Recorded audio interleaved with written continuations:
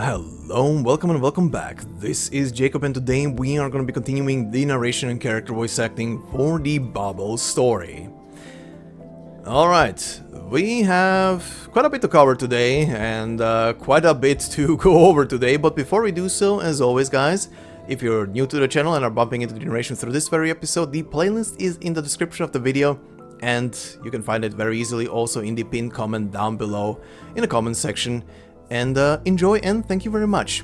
And of course, thank you very much for all the likes, the comments and such on the previous part and parts in general.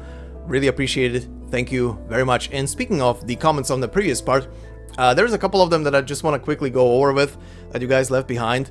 One of them was literally a reminder of something that I forgot to say, essentially, which was the direct conversion of the amount of days that we heard last time, which converts directly to like 13,000 plus years essentially. And I had it noted down in my document on the side and I completely forgot to say it, so thank you friend for posting that in the comment section. Really appreciate it. I completely forgot that I did not say that, so yeah, there you go. 13,000 plus years of a nappy nap. That's quite a nap. The other two comments were pretty much about the same thing, but I want to point them both out because of different things. Number one, the Celestial Fulcrum. I saw someone post about that they were speculating that the Fulcrum could be the Laterano Law, which honestly upon reading that immediately clicked in my head like, yeah, that has to be the law, right? I don't know, I guessed that it could be the law because I was reading Celestial and I was thinking space. But yeah. Also could be referring to, you know, heaven, and that's the whole rigmarole with the law, as everybody under the law has angel wings and halos, you know, biblical stuff. So yeah, fits in, heaven. But yeah, thank you for that. Now the other one is pretty much about the same thing, but the other comment was sorta confirming, like sorta hard confirming that it is the law. Based on the ARG number 3 that was running this year. Maybe it's still running, I have no idea if that thing is still running, honestly. I have not paid attention to it at all. You were pretty much saying that in the ARG it was pretty much very heavily hinted at that the law is the Celestial Fulcrum. So thank you for that, but your comment specifically had reminded me of something that I should be bringing up a bit more often. Or at least I should bring it up on every single like episode 1 of these voiceovers that I'm doing, just as a reminder to especially for people who are new and bump into them through episodes 1 and stuff. A quick reminder, and this is purely just for myself here. I have no idea about that stuff. To keep it as simple as possible, if it's a trailer or anything that has to do with anything from the Chinese client, I have not seen it. Trailers, even music videos, any kind of, you know, live stream where they are presenting like, oh, this is the 0.5 or 0.0 anniversary thing, yada yada. I have not seen this. I have not seen them. I haven't even watched this year's English one for the Sui story that they were having. I have not seen that. I have learned my lesson from the past. They are not something that I want to see, especially because they just show too much. And you know, I am very enthusiastic about this story and enjoying it, and when a live stream just pretty much tells me and shows me everything, I don't want to watch it then. I will watch the trailer gladly, because most of the time the trailers are not really spoilery, but outside of that, I have not seen it. To tell you guys even further, I have not even seen I know that there is the long-winded, like, what is it, like 10 or 15 minute long W animation that was released like months ago at this point. But again, that thing was released with chapter 14 or past chapter 14, I think. And even though some people said that it should be okay to watch it, I did open it and I scrolled over the like YouTube timeline bar and I saw a couple of images at the end and I was like, you know what? I feel like this will feel better and impactful if watched after chapter 14 or alongside it or something like that. There were some images in there that I was like, yeah, I'm gonna wait. At the end of the day, every piece of media that they are releasing, that is only like Chinese content related is literally related around whatever is currently being released there. And I am happy to live in bliss of the global client and waiting for the official releases of those videos. Pretty much. So I have no idea. If you guys are posting something about like preview video 4, I have no idea what's in it. Like literally no idea what's in it, what's part of it, what has been released with it. No idea. I will wait. I will happily wait until that thing is out. But yeah, sorry about the long whine and rant. I just wanted to quickly say that because again, got reminded about it that I've keep forgetting to point it out. But yeah, I only know what's on the Chinese. Oh, sorry, I only know what's on the English side of things. I have no idea about the Chinese stuff. I know what units are coming.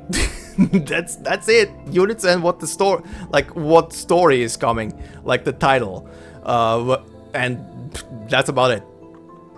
Anyway, sorry about the rant, and let's continue with this here, shall we? So, quick recap of the previous part, and then we begin. As always, if you want to skip it, you can do so by just hitting the timestamp down below in the comment section. Alright, let's begin. So, on the previous part, we began with depression. But yeah, we began in the year of 1086, essentially at Oda's house, now older. He seems to be holding, or rather, he seems to be inviting teachers from Babel into the house, and they keep holding lectures for people in secret, essentially, as the tensions between Babel and the rest of Kazal are pretty tense at this point, and they don't seem to have much interaction whatsoever, or very rare. But yeah. In the meanwhile, Oda's father, Good Luck, who apparently hasn't been at home either at all or very, very rarely, has been just continuously accepting one mercenary mission after another, just doing what he can to earn money and something, I guess, for his son that he can support him, because that's, according to him, that's the only thing he can do, so he will keep on doing it. But Good Luck accepts a commission to assassinate a teacher, and as he proceeds to follow up on where the teacher is, he reaches his own house.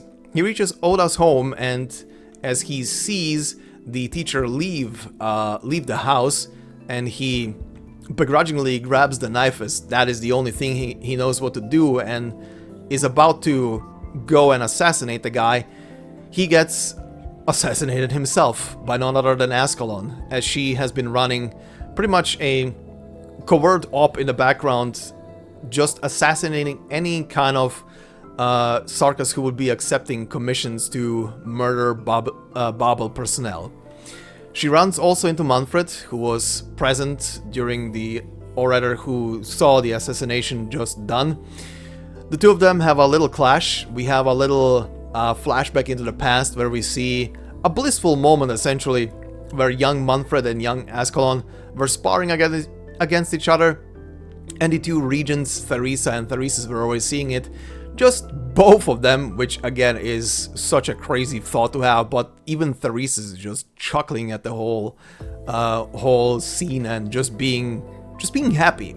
Just a happy little scene, and then flashing back to the present where the two of them have a essentially heated discussion about the current state of things, but still go their separate ways. Manfred picks up the belongings of Good Luck and brings them to Oda, basically telling Oda straight up that his father has died on the streets of Kazdal. After that, we hop a tiny bit into the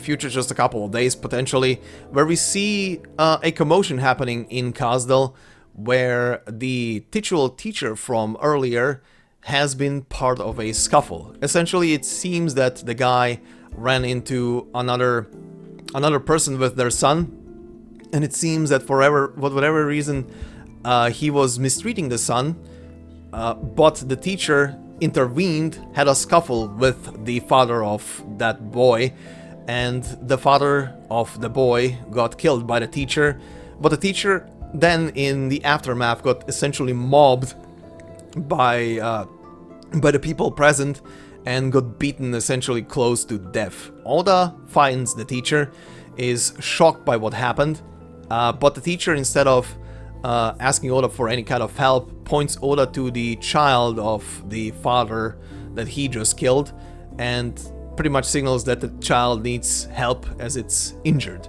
Oda grabs the child and brings it to Babel for treatment, and also when he is there decides to just join Babel to help them out with whatever he can, be it any manual labor or just escort missions or whatever.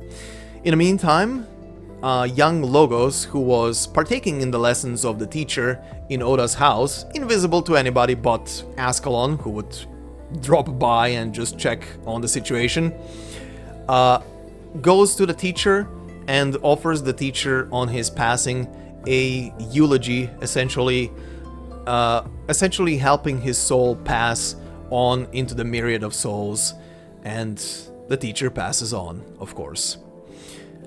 In the meantime, Logos's mother, or rather should I call him Athanel, as he is not Logos yet, Athanel's mother, Lakermalin, is having a conversation with Teresa on top of the furnace, as they are pretty much discussing the parting that is about to happen, as after this commotion and everything that has happened, Babel will be splitting its ways from Kazdal, and Teresa will be leading the procession of people of Babel and anybody else who wants to support them out of Kazdal. Lakermalin obviously offers some supporting words, and they part ways. A couple of days later, Therese's is at Babel, because they are preparing essentially to escort or let everybody leave in peaceful procession. But he's also obviously there to say his goodbyes to his sister, and it's a sad goodbye considering that the two of them were pretty much attached to the hip for 200 years essentially, and this is gonna be the first time that the two of them are gonna go their separate ways. Therese's also has a moment there to say goodbye to Ascalon, and the two of them have their own little way of saying goodbye, I guess, during that whole thing. And after all that, the procession proceeds, and the Babel personnel and supporters leave Kazdal behind. But they do have a new home, as word reaches them, or rather word reaches Teresa, that kal'tsit has found the titular land ship that she was looking for. It was excavated, repaired as much as possible, and Rhodes Island is functional to some degree again, and that is Babel's new home now. After that, we began with quite a flashback of several thousand years in the past, as we see a conversation happen between Priestess and the Doctor.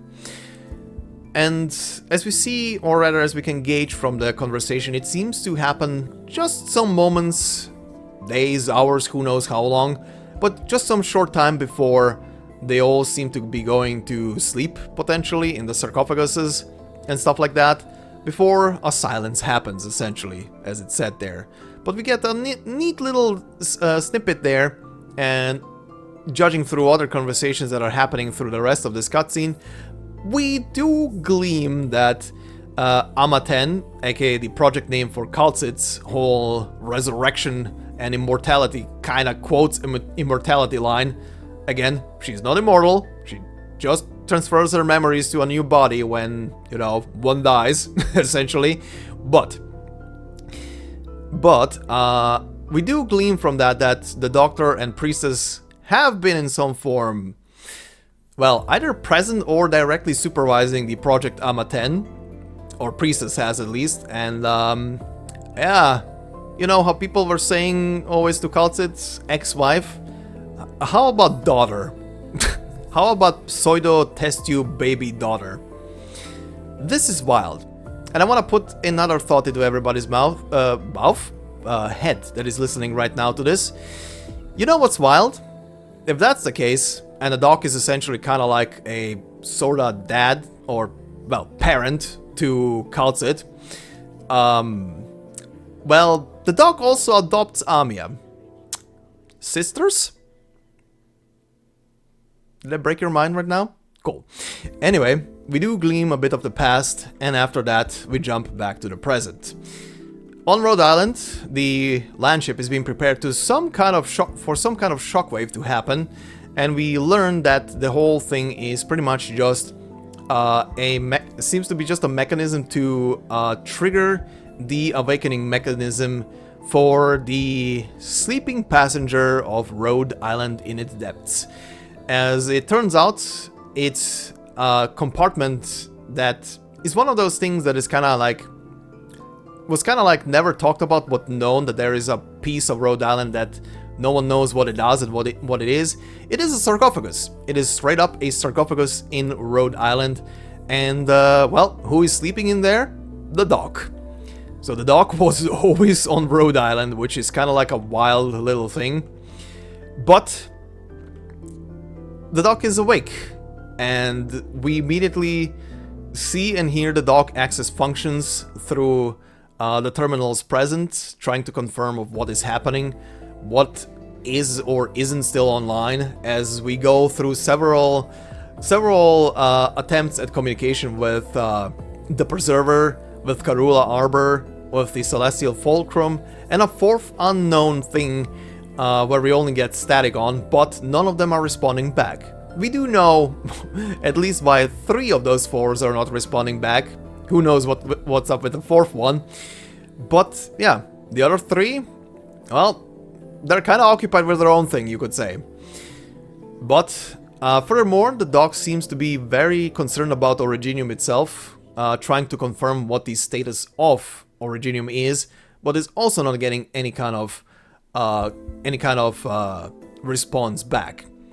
After that, the doc spots kal'tsit, doesn't immediately recognize her, but does slowly recognize kal'tsit, the very companion that was at their side when they went to sleep, but is now also back, yet changed, as obviously for kal'tsit, thousands of years have passed, and she did die a couple of times, and got resurrected back in a certain way.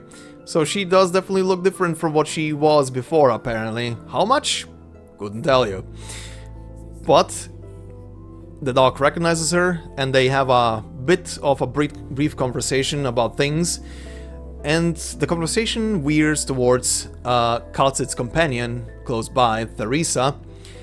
And we very quickly can gauge how just mentally more powerful and how different the brain of this person has to be, of these old races that the doc is off. Because in a split moment, from awakening to looking at the terminal and looking at the PRTS data, was enough for the doc to learn an entire language. The doc only knew the language, or potentially languages, from the past, but upon talking to Theresa, immediately starts to speak in Sarka's language to her, which perplexes her immediately and surprises her that the doc immediately knows the language and can speak it, but we keep going with it.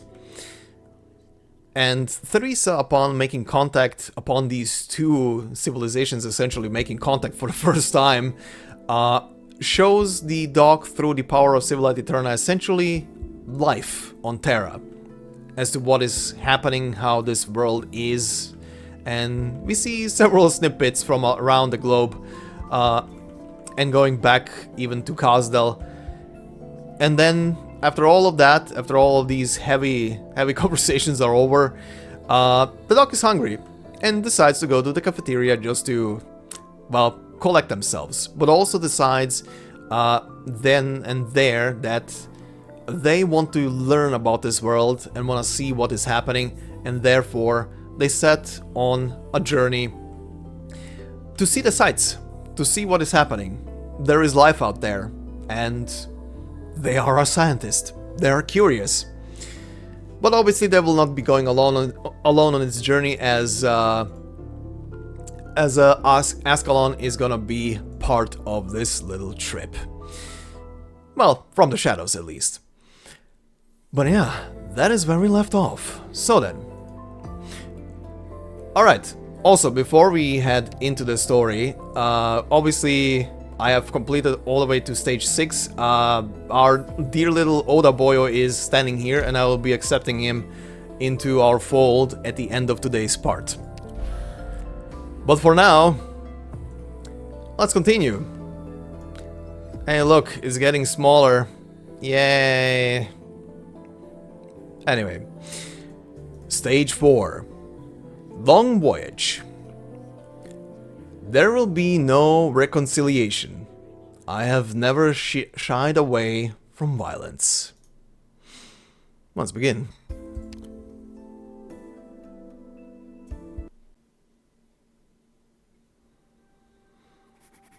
Dear kal'tsit, glad to receive your letter. Hope you and everyone in Babel are well.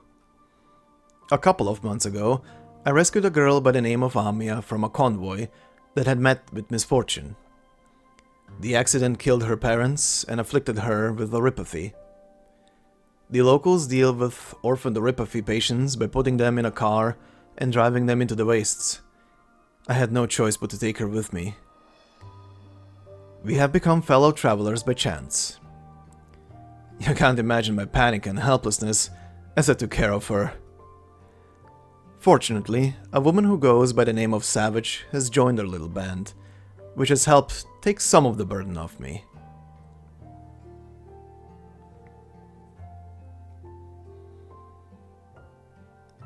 A shadow leaps out of the dunes in the moonlight. It approaches cautiously, with a threatening roar. Hey! Go away! Don't come any closer! The massive sand beast rubs its claws excitedly, and the young one moves its head in confusion. You seem to have made them even more excited, Amia. Don't worry, Doctor. I can deal with this. Mom and Dad taught me how to chase the sand beasts away. All you need to do is imitate the sound of their natural enemies. Chip, chip! The massive one pauses in confusion. Wait, that wasn't right. Was it chip, chip? The small one tilts its head in confusion. It's still not right. What was it again? Oh, cuckoo, tick-tock? The massive one swings its tail in confusion. That's not right either. It's okay, Amia. I'll take care of this. The doctor makes a ring with thumb and index finger and whistles, producing a strange sound. The massive one stands up startled. The young one looks around uneasily. The massive one quickly digs a hole. The young one slowly follows. Wow, Doctor! That was just like the real thing. Let me try. Amia presses her tiny hand against her lips, but uses too much force and only gets a sound out after going all red and puffy in the face. The pair of whistles echo across the wastes, sending the sand beast scurrying underground. A child's laughter replaces the whistles. Then the laughter fades away to silence and a soft little sigh. Come here, Amia. Why the sullen look? The sand beast ran off. I could never remember, even after Mom and Dad taught me so many times. And I couldn't protect you, even though I said I would. Your hand's still wounded. It hasn't fully healed. Don't worry, it doesn't hurt. Anyway, don't you remember? It was you who taught me how to make that sound. I did? You see? Like I told you, your brain slows down and you start to forget things if you don't sleep. I don't want to sleep. I'm scared that I'll dream of those things. But you told me you dream of your parents too. We have some time before our ride gets here. Have a sleep. Can I come closer? When I wake up, the first thing I want to see is you. Of course. Why don't I tell you a few stories while we wait for Savage? A long time ago, there was a really smart scientist. Her home was in danger, and she made a difficult choice to protect it and the people around her.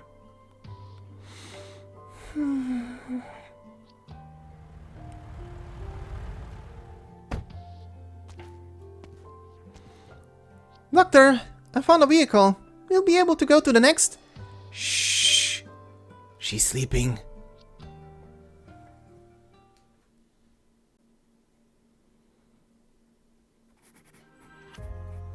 Dear kal'tsit, I was glad to find signs of life wherever I went. This should be an unfamiliar world, yet there are times when it feels incredibly familiar. I recall the legends that had fascinated me in the past, never failing to capture my imagination despite their age. The ancient machines that had rumbled in the mines and dust once again roam this land. Stories can become reality, and the reality we see can become stories. You can come over, Amiya. No need to keep poking your head out from there. Are you drawing, Doctor? Am I interrupting? Of course not. Take a look. Is it good? It's the mining truck we just drove together.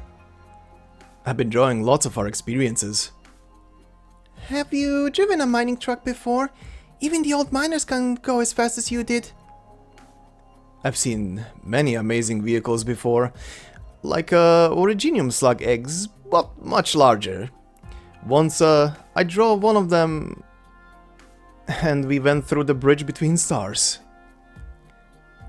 The bridge between stars? It's always dark at night, so it must have been really dark. Was it dangerous? No. Guides stand by the bridge, borrowing glowing clouds from old stars and making round mirrors out of them. Follow the path the mirrors show, and we can... We can?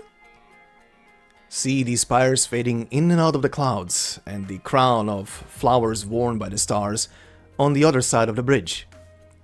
When we descend on the crown, you'll find that it belongs to good children like you. It's a really, really big playground. A playground. I've read about them in the stories. There are lots of children there. Do you want to play with other children? No, I just want to play with you, Doctor. You'll make more friends as you grow up. As I grow up... What's the most amazing vehicle you've ever driven? The most amazing? Well, I spent a very long time with it. Very long indeed. Was there anyone else with you? In the beginning, yes. In the end, though, I was alone. But it's alright. I was sleeping.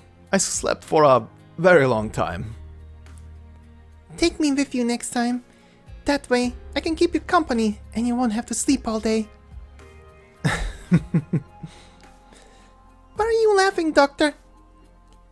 That's a big promise to make. Are you sure? You'll have your own journey, your vision, your future. Are you sure you want to be with me? But they all say that there's no future for people with rocks on them. So, I'll always be with you.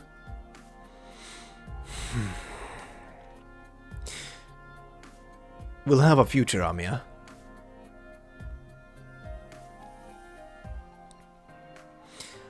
How's Amiya doing? Still not great?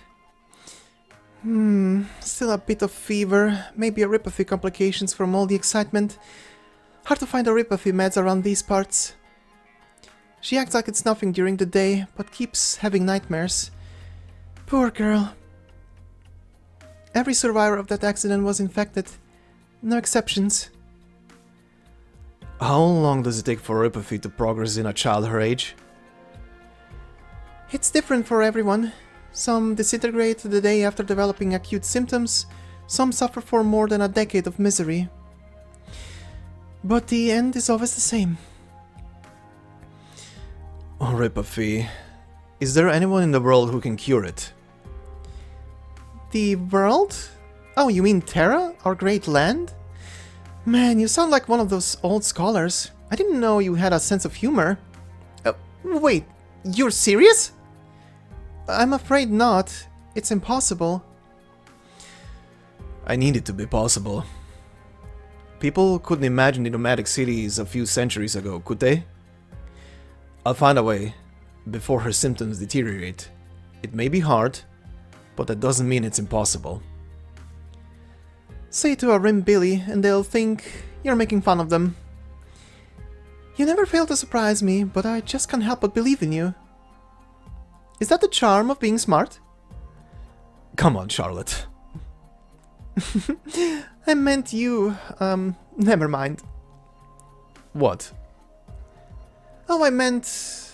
Can't you tell? There's something about you, something that lets everyone know that you're different from us. Amiya senses it. Children are more sensitive than we know. Is it that obvious? She's strong. She doesn't show her sadness in front of you. She wants you to see her joy. She doesn't want to be a burden to you. She's trying to take care of you. You became the only pillar in her life the day you saved it. But she knows you were never supposed to cross paths. She's afraid that you'll abandon her too. Don't worry. I won't leave her. No, that's the spirit. I knew you would say that. Dear kal'tsit, I thought I would never be more a passing visitor at this place, one history would never remember. This intentional isolation made me forget reality. I am here, on Terra, this great land. I don't know what made me feel it, but the warmth of life coming from a child's palm stings my heart and makes it burn.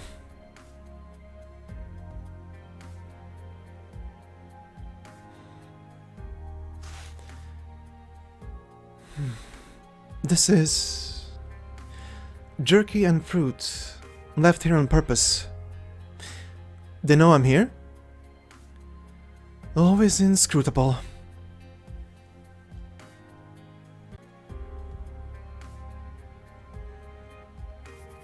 Dear kal'tsit, I'm planning to take Amiya back to Babel. Savage has done her best to find medicine for Amiya, but my ability to treat Amiya's horipathy is limited under present conditions. I know that Amiya isn't special by any objective standard.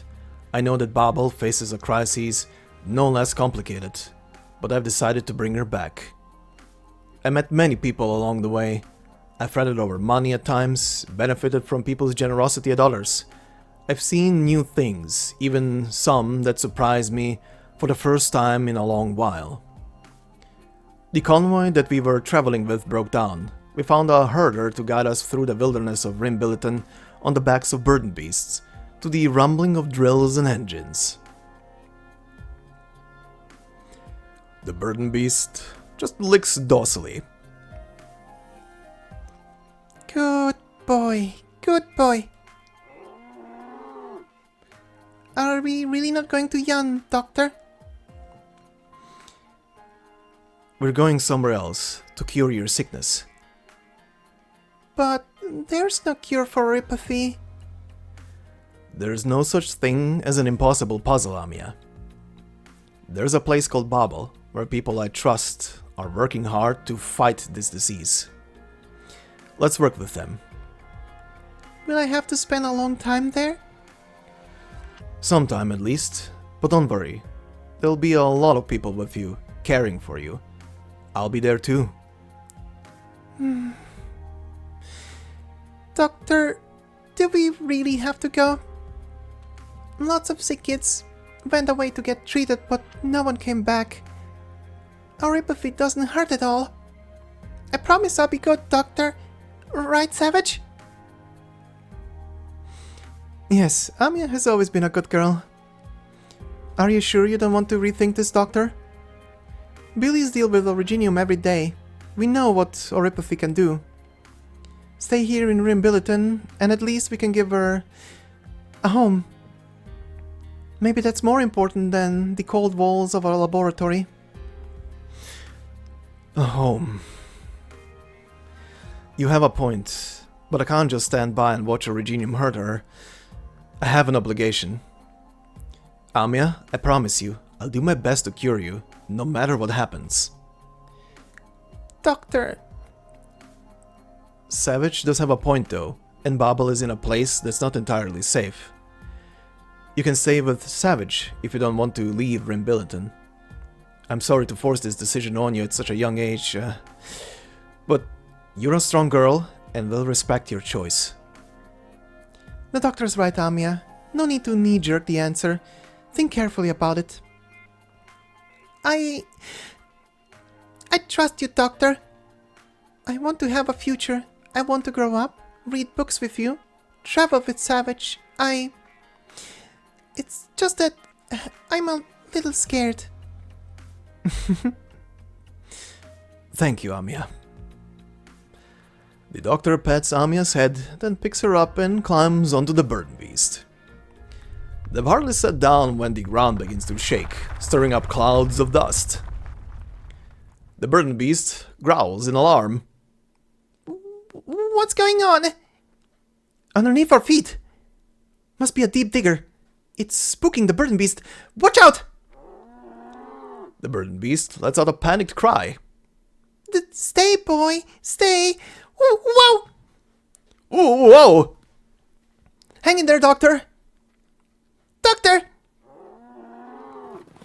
The burden beast rears up on its hind legs, gives a loud cry, then charges forward.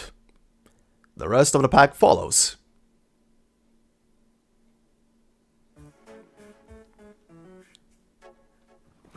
They run towards a shallow shoal, splashing water everywhere. It is all the doctor can do to grab the fur on the back of the burden beast and hang on for dear life. Amia's eyes are wide open in the chaos. With one hand on the burden beast, she stretches out the other towards the doctor. Grab my hand, Doctor! The burden beast lets out an angry roar and accelerates. I have to get them to... Ooh, whoa! Hang on, it's speeding up! I'm trying! Hang in there, Doctor, I'm coming! Hurry! Whoa! In the end, I was thrown from the back of the burden beast into the water. My hindquarters and back burned with pain, and I gagged on the water rushing into my nose. But it also made me feel like I was truly living on this land, after spending almost half a year traveling across it. I heard the sound of my life surging.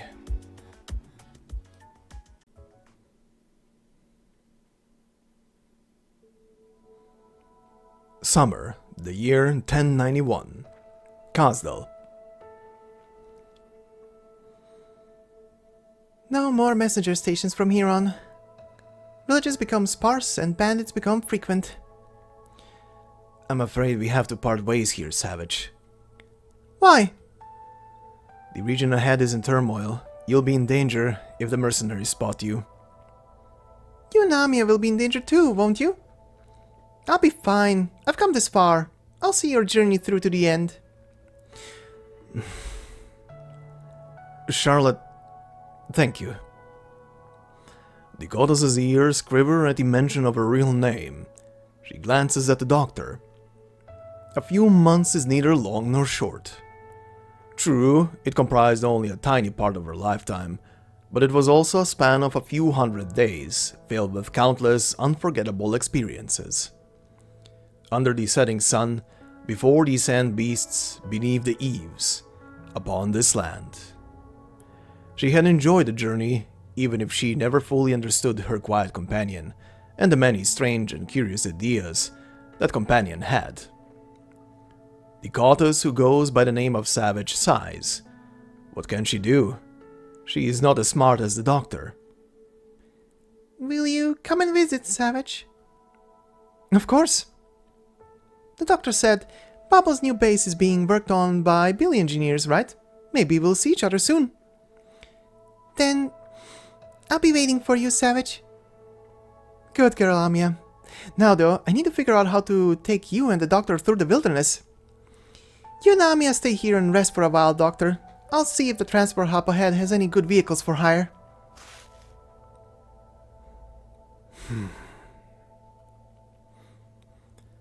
Doctor. Whoa! Do we have time to say goodbye? The longer we stay here, the more dangerous it gets. The Kal'tsit girl seems rather determined. It's better for both of you to part ways here. I suppose you're right. We won't wait for Savage? Sometimes, Amiya, we have to do bad things for good reasons. We don't want Savage to be in danger, do we? But she doesn't want to leave you. It's rude to leave without saying goodbye, but that way, Savage won't face danger. I promise we'll get to see her again. Can I leave a note for Savage? She'll be worried if she comes back to find us gone. Good thinking. Go ahead and write one. Okay. Her Highness wants to meet with you, alone. Are things not going well? How's kal'tsit? Now is not the time. We'll leave once the girl has written her note. Alright. Can we trouble you with the note? Certainly. I'll leave it where she is sure to see it.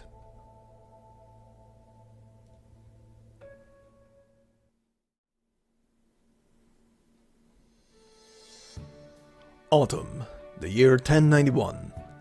Rhodes Island of Babel, Kasdal. How's progress, Closure? The last thing I need is another core system control failure. Well, since you had to bring it up, I might have run into a little problem.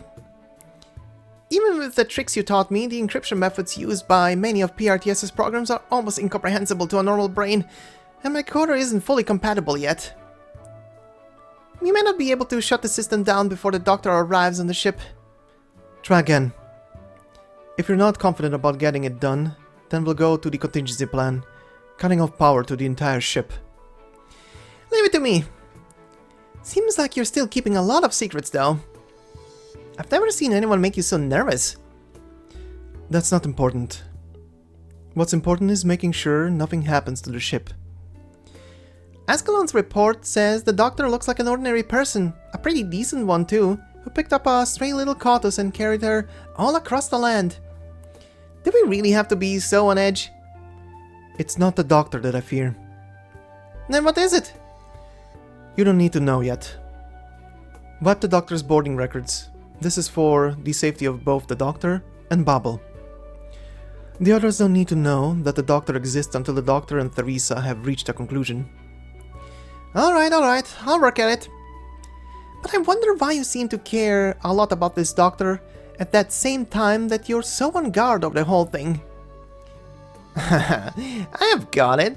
The doctor must have dirt on you. Don't bother, you won't find it. Come on, why so serious? What about the girl? Same conclusion, no change. I cross-checked all relevant Rim Bilitonian records and had scout check with informants inside the military commission. Amiya's background comes through clean. Her parents were killed when the convoy transporting the laser mining module got attacked. The attack itself was purely coincidental. No one knew they were transporting Sarkas-related cargo, and the military commission wasn't involved. She must have gotten infected in the mess. If not for the doctor, she'd be spending the rest of her life suffering in Rimbiliton. I'll handle the girl's examination and treatment once she's on board.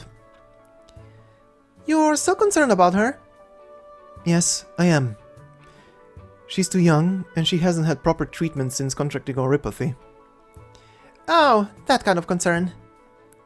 I don't want the doctor's kindness to be the reason for delaying her treatment. Plus, Theresa would call her a gentle child who has the right to choose her future.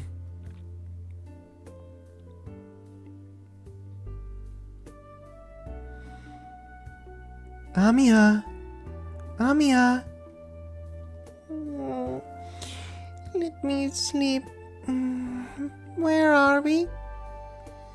Doctor? Doctor? The doctor's here. Wake up, sleepyhead. You're almost home. Home?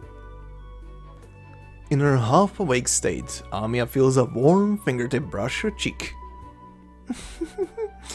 That tickles. Don't do that. Whoa! Who are you?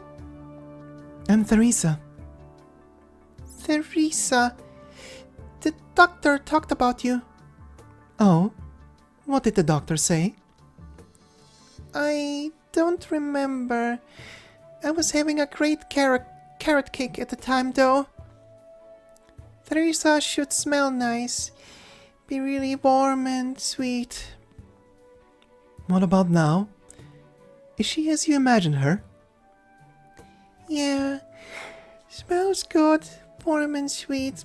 Doesn't smell like carrots, though. Not fully awake, I see. Will you come home with us, Amia? Home? Yeah. Okay.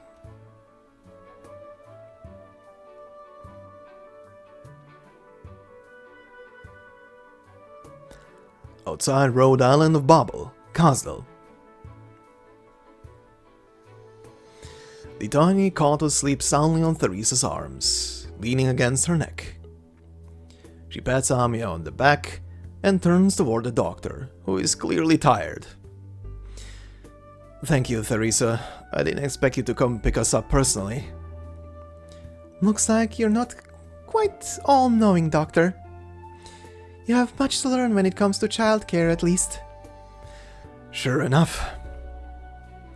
You look different from when you left, Doctor. How was the journey? I saw a lot and learned a lot. There are plenty of interesting things on this great land. I also met Amia. It was a miracle that I was able to save her. Amia. She's even cuter than your letters said. Poor girl, but fortunate in some way. Her condition is getting worse. I need to bring her in for treatment. How has Babel been in the time that I was away? Not quite smooth sailing. We have a lot to deal with, but not everything needs to be handled right away. You must be tired after your journey. Get some rest. Thank you, Theresa. Amia, we're home.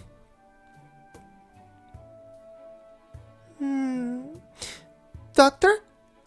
Did I fall asleep? Oh, Amia, you're awake. Why don't you come down? Theresa will get tired if she has to keep holding you. Amia nods and jumps down from Theresa's arms. Will you hold my hand, Amia? Doctor? It's alright. Theresa is my friend. You can trust her. You'll be spending a lot of time with her from now on. Okay. Is this Babel? Yes. It's so big. Even bigger than those mining plates. So this is where you used to live. I spent a long time here. A very long time. Is this your home? Yes, Amia. This is the doctor's home. Right, Doctor? Yes. It's your home now, too. Will you let us help the doctor take care of you? Alright. I'll go wherever the doctor goes.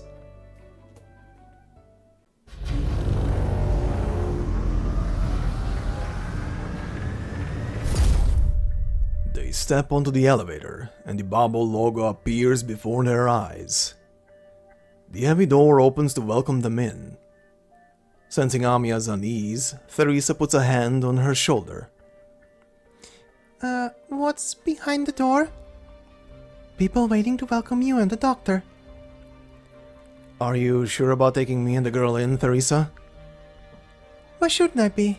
I'm glad to have more people calling Babel their home. Many here don't know you, though, so I'm sure you'll be busy for the next few days. How should I present myself? Good question. You should talk to kal'tsit first. She's been waiting for you. Tell her your concerns, your questions, and these secrets in your heart. She would be very sad if you didn't. You could have... If you really want the King of Sarkas to reveal the thoughts that you loathe to tell, I will, but I can feel you're still wavering. Let's go, Amia, Doctor. We'll go to her.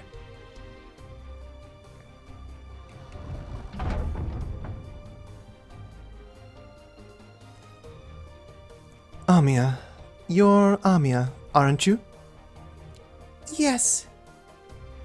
kal'tsit crouches down and gives the girl a candy. Thank you for protecting the doctor throughout your journey, Amia. Thank you, Dr. kal'tsit. Will you fetch Theresa? We need to do some checks on you. Will they hurt? A little, but the doctor's letters called you a brave girl. Will the doctor be with me? Of course. The doctor has some things to do first, though. It's alright, Amia. Just wait for me here in the ward, and I'll be back very soon. Okay. You'll need to do a full checkup later too, Doctor. Alright. Doctor. Yes? Do you plan on leaving again? No, I think I've traveled enough. If you've made up your mind, I'll respect your decision. If nothing else, you're concerned about Amia's health, even though she was a complete stranger to you. There is no fundamental difference between these lives and us. I'm glad. Glad that you choose hope in the end. Welcome back, Dr. Jacob.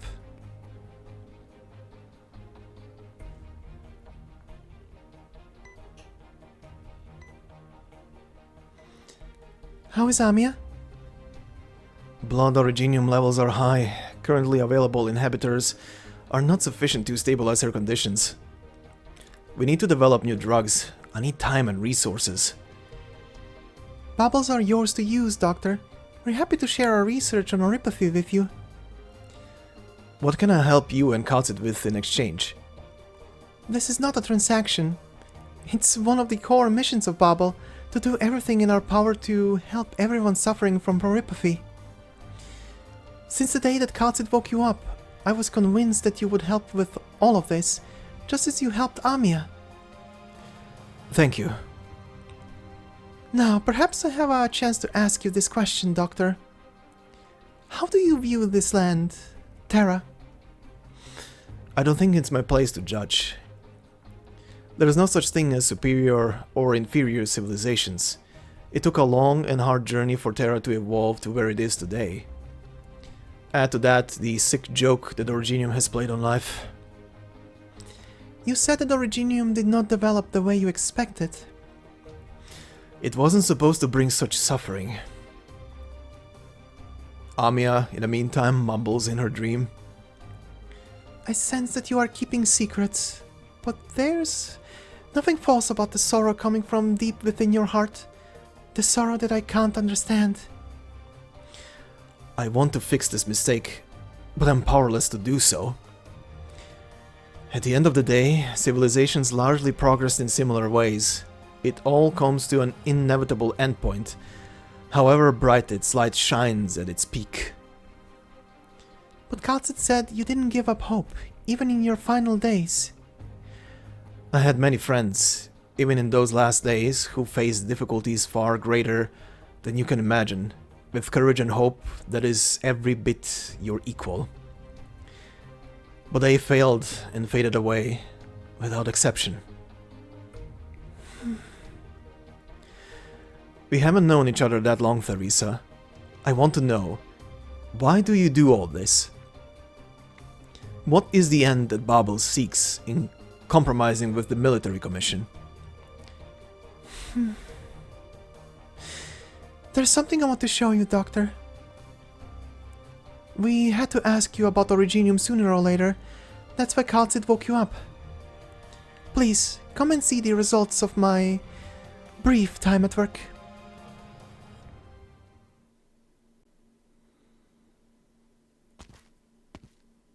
We're almost there. This place is barren, even by the standards of a catastrophe-heavy region, but Closure has spent time and effort to maintain this dangerous little trail. A forked trail in the midst of Originium formations. You're not keeping any fewer secrets than I am, Theresa. A king of Sarkas has to have a few secrets, right? Don't tell anyone what you see here.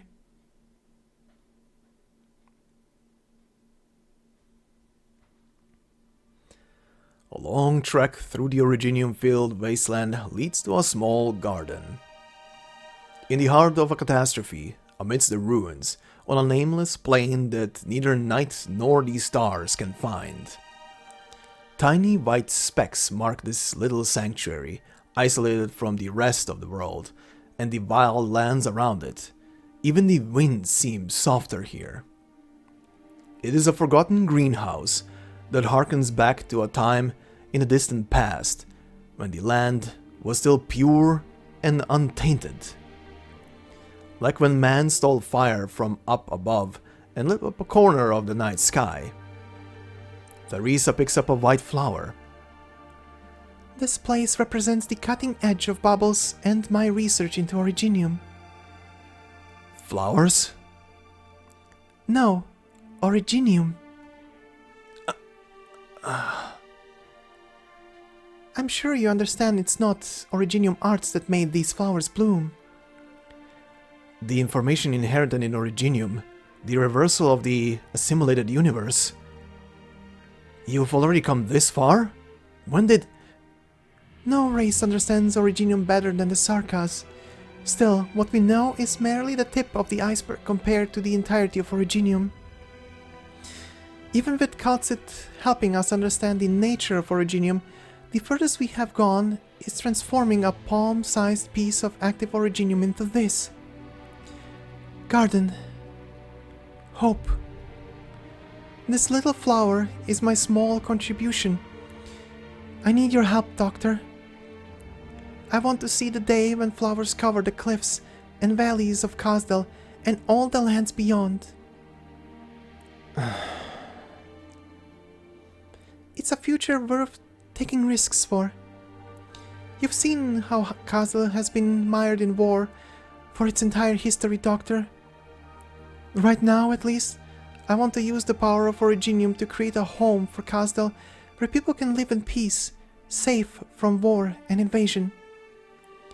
In the more distant future, if we're able to fully harness it, we'll be able to change the entire face of Terra. If catastrophes don't bring rain of Originium, but soft, fluffy clouds. If the infected no longer suffer the pain in rocks growing out of them, I don't suppose there's anyone who would have such an absurd dream. You're different from the other Sarkas, Theresa. Flowers that cover the entire land. What a picture of life that would be.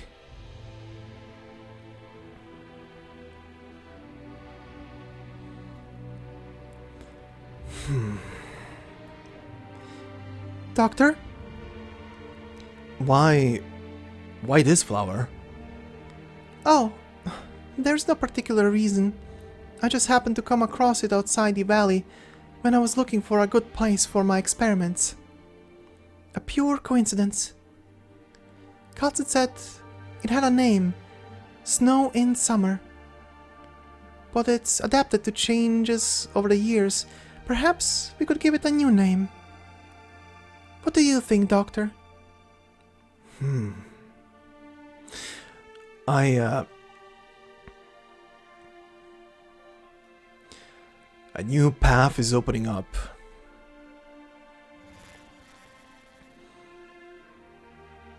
A path to self-destruction.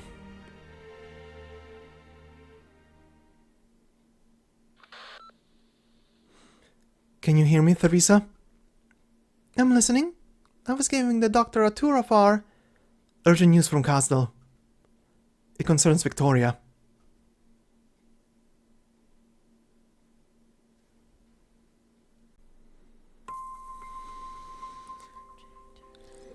First half, super adorable.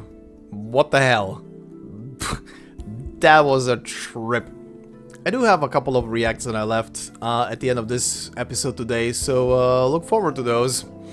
But that will be for the end. But yeah, what the hell? This was something. And then the second half, Theresa doing some mind-breaking reveals about her Originium research. Damn. So yeah, Originium is a carrier of information, and she managed to revert a piece of it into that tiny little speck of a garden with flowers, essentially converting the crystallized data into actual living beings again. Well, into plants at least, but plants are living beings eventually, so yeah. Damn, that is quite a step. Even the dog was perplexed that Theresa managed to get so far with just the research between her and kal'tsit. But yeah, damn. Anyway, we have one new enemy here to add, which is the Spatula Giant. And it says, mercenaries are adept at building makeshift weapons from whatever is available. This massive, sputtering machine shambles forward, brandishing Lateran kitchen utensils while leaking fuel. Okay, I do need to ask this. For anybody who skips the entire story and just focuses on these enemies and sees them, maybe even reads this, how the hell do these people feel? Considering this is a super serious story so far with a couple of, you know, bright spots of haha cutesy stuff, but the enemies are just goofy in this. The enemies are just super goofy in this. How does someone feel about these enemies? Just seeing them on the field, like there's gonna be even goofier shit later, but like what the hell? What is the juxtaposition here between the two? Is that the intent? This just confuse everybody, not make them focus too much on the dank. But yeah, anyway, we continue on to stage 5. Fires of Uprising. Some Sarkas continue to seek a path of peace. Let's see about that.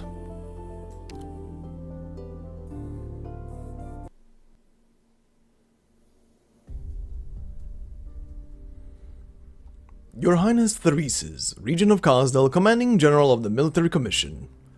Wandering scholars have brought back tales of a new nomadic city on the rise in the distant desert. The fires of the ancient furnace continue to burn, and the once scattered mercenaries have flocked to one banner, to the city walls that grow taller by the day. Your strength and reputation have caught the attention of the Duke of Cavendish. You have changed the way we view the Sarkas tribes. Perhaps now is the time to set prejudices aside and engage in sincere sharing and cooperation that would be beneficial to us both. I, the Duke of Cavendish, hereby invite you to visit my Demesne, where we may sit and parley. Our venerable empire has use for you and your brave warriors.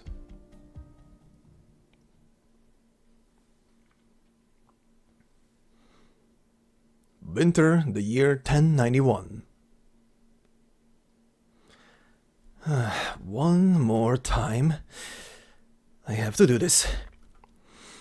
No point talking about curing neuropathy if I can't do something so simple.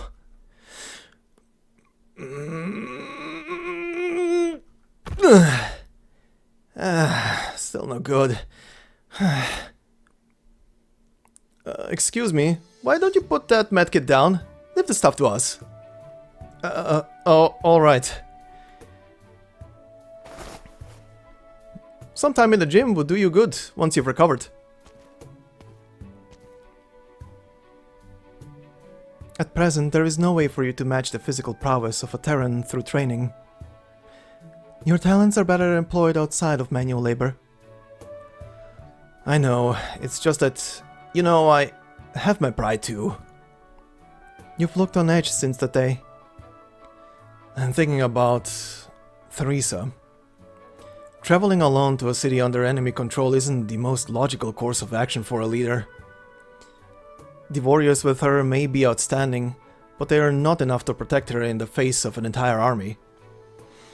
The King of Sarkas enjoys unimaginable status in Sarkas tradition, and Theresa's own achievements are well recognized. The military commission would not act rashly. But Victoria's invitation to Kazdal cannot be taken as a sign of goodwill. It means that the Terra's powers have once again set their sights on Kazdal. Theresa needs to go to Kazdal and make it clear that she will not permit Kazdal to become embroiled in another war. Even if I know how the military commission in Babel came into being, in my understanding, the Sarkas can hardly afford an internal conflict that could drain them of what little resources they have left. They have enough to deal with as it is. They have a complicated history, and that brings different attitudes towards outsiders. The Sarkas people have a right to choose the path they believe is correct. Theresa's or Theresa's. Looks like we've got a lot to deal with besides our apathy. There's a big difference between knowing and understanding, I guess. Looks like there's much I still need to learn about the history of Terra. This time you'll be the one to guide me, kal'tsit. Of course. All we can do right now is make sure that the Oripathy patients at Rhodes Island have access to proper treatment.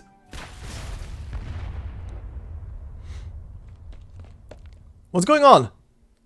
An attack? Now?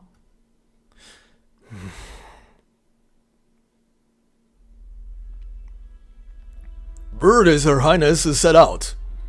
Listen up! We exalt only Her Highness. Destroy Babel, and she will return to the embrace of Kazdal. If we're bred a traitor, so be it. But the region must not be hindered at this crucial juncture. Kazdal will take back all that we have lost. May the Sarkas be united, as Her Highness wills.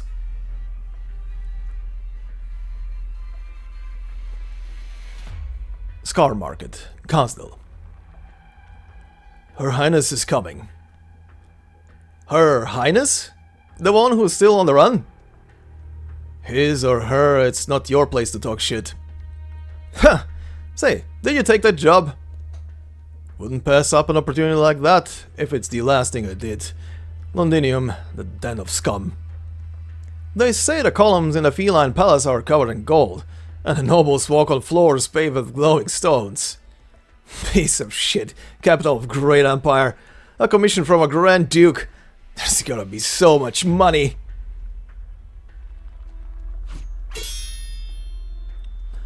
It's been a while, Ascalon. It's been so long since you last visited. Why not sit down and catch up for a bit? You're sending mercenaries to Londinium. No. I must object to that accusation. People just follow the money, and it leads to what the region has provided in Londinium. You're dragging Kazdal into another war. Dragging Kazdal into another war? Have you been fooling around with those dreamers at Babel for so long that you're forgetting what it means to be a Sarkas? Since when have the Sarkas been apart from war? The giant's hand lunges forward. Ascalon is surprised to find that she cannot avoid his fist.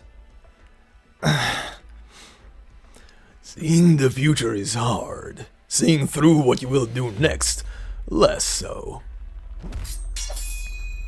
Did you think you were the child of destiny, so special that you could bridge the rift between the siblings? Think back to the day when you saw them for the first time. When you skinned that young mangler and followed a trail of blood through the wilderness until you walked into a storm and met the King of Sarkas. How did you... How did I know? Are you surprised, Ascalon? I saw the prophecy and led the tribe on the wastes into the storm that day with game. You happen to be the one who lived. No one truly understands prophecy. No one can interfere with the future. But I wanted to catch the tail of fate. I wanted to make prophecy. Theresis didn't kill you. Instead, he kept you and raised you. Maybe he wanted to tempt fate. But you never changed in all these years. You're still that poor, lost child on the wastes. Have patience, Ascalon. You're not a threat to me yet, and I have higher hopes for you than this. Master said, your blade points at all the enemies of the Sarkas. Thesis raised you to be a deathmonger, yet you understand less about him than a warmonger like me. Did you think Thesis would be content to be some puppet to those dukes? Spare your breath if you don't know the full extent of his plan. I'm curious, how would you stand before Thesis if he was sitting in the room behind me right now? You're simply repeating the words of others on behalf of the one behind you. You seem to have put a lot of thought into this war.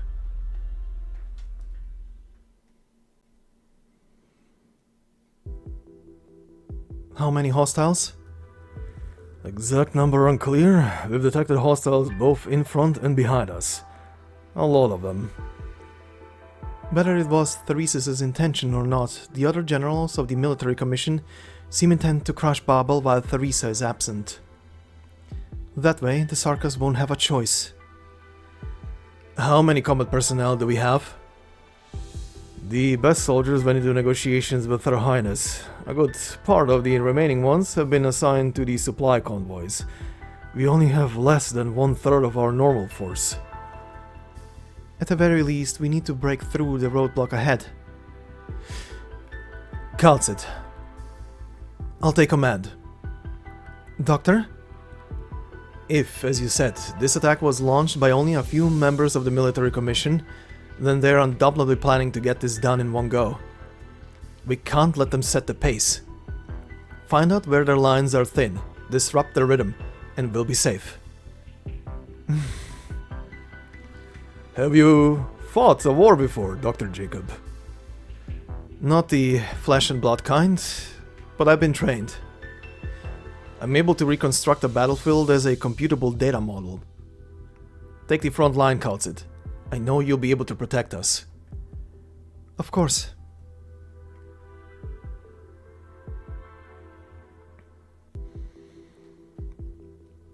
Welcome to the Scar Market, Your Highness. Things must be busy here lately.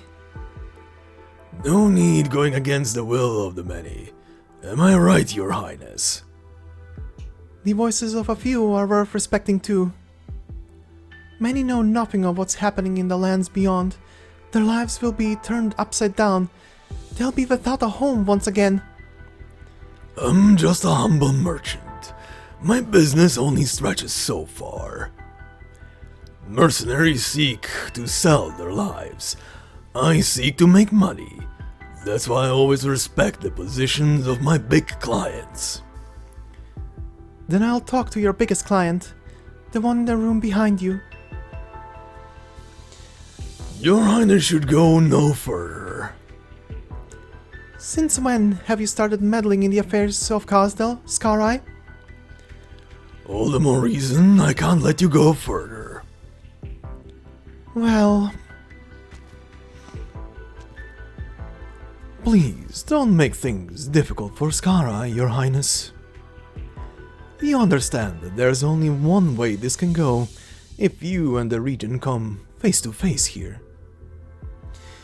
Confessarius. I beg Your Highness's pardon. Looks like you've made a decision. Is this Therese's position? It is. He has decided to abandon our city? Not abandon. Take a step forward. To go on a long expedition away from home. That's all. You have made us stagnant. We want to progress. The Confessarius is right. I still remember when you and General Theresis came here for the first time. Even fate itself stepped aside for the two of you when you stood together. But look at the people here now, when Kazdal is divided. You can still command any Sarkas to your will as their king. You could still kill all of us who stand here right now, but why not ask them if they're still willing to follow your dream? The bustling Scar market has lost its usual commotion. Scattered mercenaries stow their weapons and stand with heads bowed in reverence. In their eyes is silence, but the King of Sarkas hears the voices of their hearts clearly. Uncertainty, excitement, desire, anger. Most of you have made up your minds. Then there is no point for me to try to stop you.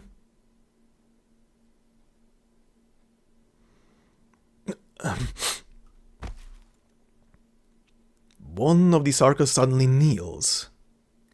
He has not changed his mind. He has not turned away from the temptation of Therese's plan. He simply feels a sense of guilt towards Theresa, one of the 6 heroes, their king who rebuilt Kazdal. Kneel if you feel you should. Neither General Theresis nor Lord Scar-Eye will fault you. This ancient gesture signifies more than just fealty. I am more familiar with its other meaning. Penitence. Kwisartushtai, have you found the meaning of your name? Not yet, Your Highness. Then forgive their sins as you must forgive yours. Theresis and I will carry all your sins. As you bid. I bow to you, King of Sarkas.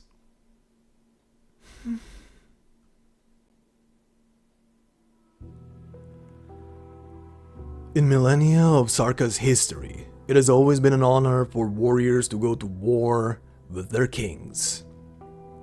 They have tasted struggle and glory, picked themselves up from the bloodied soil. For the kings of Sarkas always stood in front of them, never abandoning their people. Where the kings point, that is where home is, where cities will emerge from the earth. Now, though, they have abandoned their king. I promised a home of peace and safety, where Sarkas will be forever free from war. Before I set foot here, I had a sliver of hope that perhaps someone would follow me. But I saw fire in your eyes. I saw the city that none of you had seen with your own eyes burn. The ancient city comes in many shapes and forms in your eyes. A city of desire, a city of hatred, a city of wealth, a city of glory. You all believe you will plunder what you have longed for in that unfamiliar land. That's why I changed my mind. I decided to see Kazdal's bravest warriors off. Kazdal will embark on a path of conquest for the first time in many years. I honor you, even though I never wanted you to take this step. You answered Therese's call and dove into yet another campaign of hatred. Death awaits you, far away from home. Yet you still choose to leave our home and go to Londinium. The sorrowful King of Sarkas walks among her people, who bow their heads to avoid her gaze. Yet their determination does not waver, even if it means defying the king. We're going. We're going. Voices rise and fall, as though the warriors are singing an elegy for themselves as they go to death. We exalt your highness, but we cannot follow you anymore. The regent promised that Millennium will be a new start. There lies the Sarkis' future. There lies our future!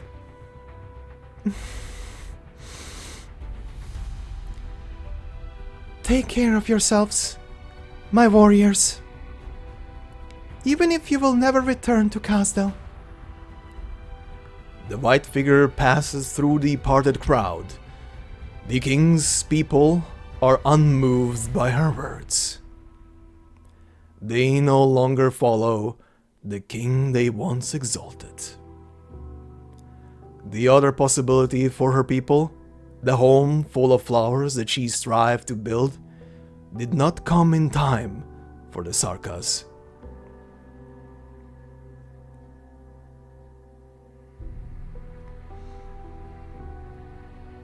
General.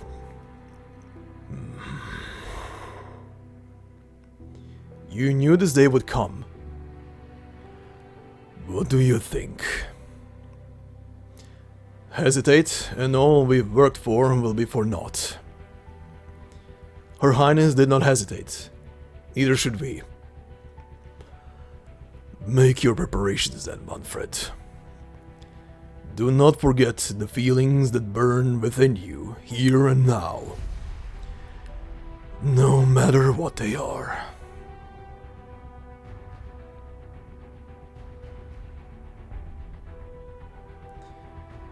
Secret entrance of Scar Market, Casdel.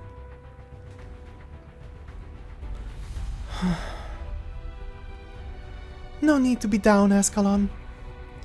More will join us when Babel grows strong enough to provide shelter for more people. We're being followed. Your Highness! Wait, Ascalon! She's not hostile? Whoa, that was a hard hit. Is it a sleeve plate? Anyway, Your Highness, I would like to leave with you, if that's okay with you. Thank you. What's your name? Julie. A nice name. One that's not often used by mercenaries. Did you make it up yourself? No, I don't have a name. Someone else gave it to me. She said having a name gives one a sense of belonging. She's right. Why not follow the rest of them to Londinium? I've had enough of fighting. She says Your Highness will bring a life where we don't have to fight anymore. That's why I came to check it out for her.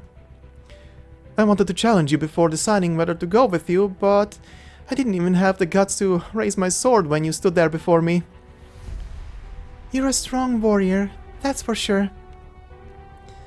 I wouldn't say that about myself when I'm standing in front of you.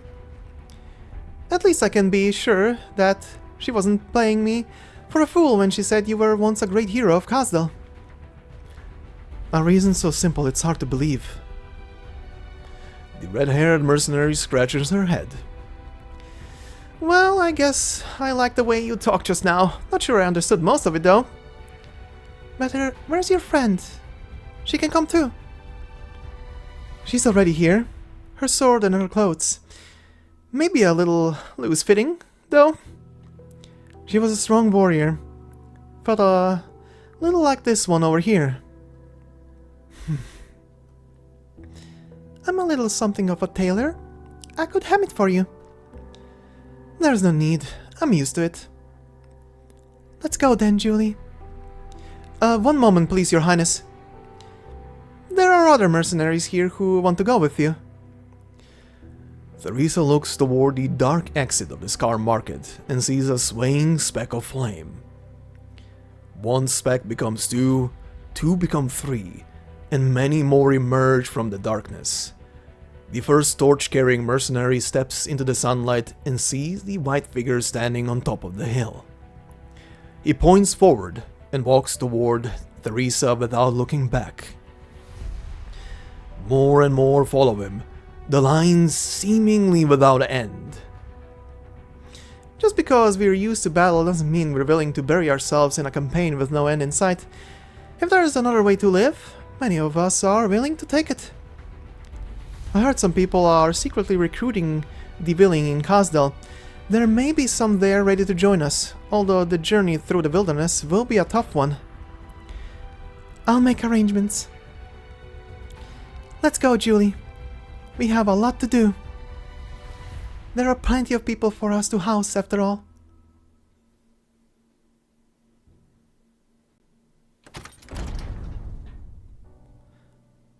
You're back. They've retreated. Outstanding work, Doctor. Who? A group of medics hurry through the corridor, carrying several stretchers. Kal'tsit turns to block them from the doctor's sight. The enemy was essentially making suicide attacks. It was inevitable that there would be casualties as we broke through. We lost fewer than we had any right to expect. How many did we lose? There was nothing wrong with how you commanded the operation. You don't need to be involved in the cleanup. Dr. Kal'tsit, we're running low on plasma. I'll deal with coordination and surgery.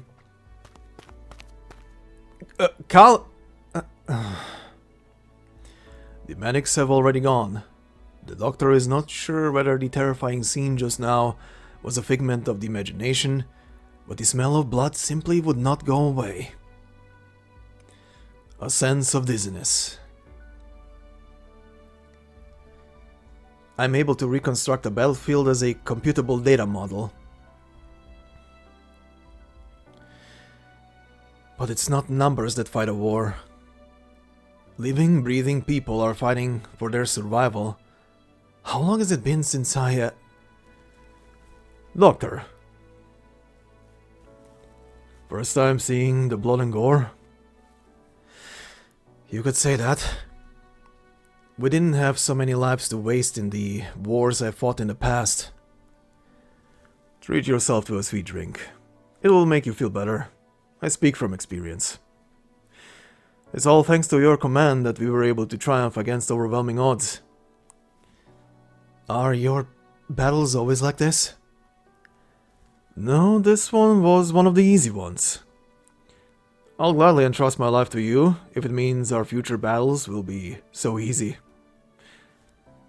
Is war really the only way? You're not the first one to ask that question. But this attack is only a sign of things to come. No one knows what the future holds. I have great expectations of you, our tactical genius.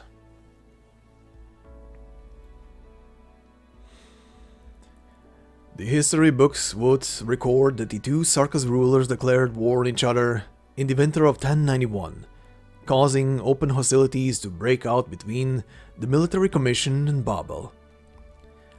For the Sarkas themselves, however, the civil war had begun in 1086, when isolated conflicts started to escalate rapidly. The 2 centuries of peace that Khasdal had enjoyed have come to an end.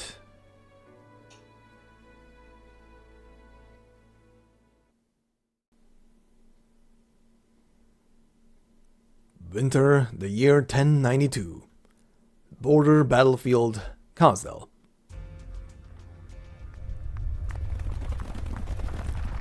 Those rampaging city beasts, are they migrating? The Vanguard never stood a chance. All those who didn't get out of the way in time were... and those soldiers moving in perfect coordination without exchanging a word. None of that was in the intel. That's not what we need to worry about. I'm the ranking officer now. All survivors form up and retreat immediately. These supplies are crucial. It will be a hard winter without them. Yes, ma'am. But how did things go so wrong even though we made our move early? Did our informant... The intel was good. We were delayed by the mercenaries transporting the supplies. They upped the price on the spot. I dealt with them. This is why I hate mercenaries. Another coincidence. It's not a coincidence if it keeps happening over and over again. We've had way too many setbacks lately. Focus. Babel forces must be... Wait, hell... A flash of white and a hole appears in the soldier's forehead. They cannot even tell where the attack is coming from, in the noise of the 60 beast stampede. Leave the supplies behind, and you may leave unmolested. You have been warned. Without warning, Ursula hears a cold, coarse voice in her head. He is dead! Son of a bitch, we need to withdraw! Do you hear that voice? Just a bluff. Keep your head low and stay with me. Don't get separated. Stick together if you want to live. We need to get these supplies back. As for the Vanguard, we're in no position to think about them.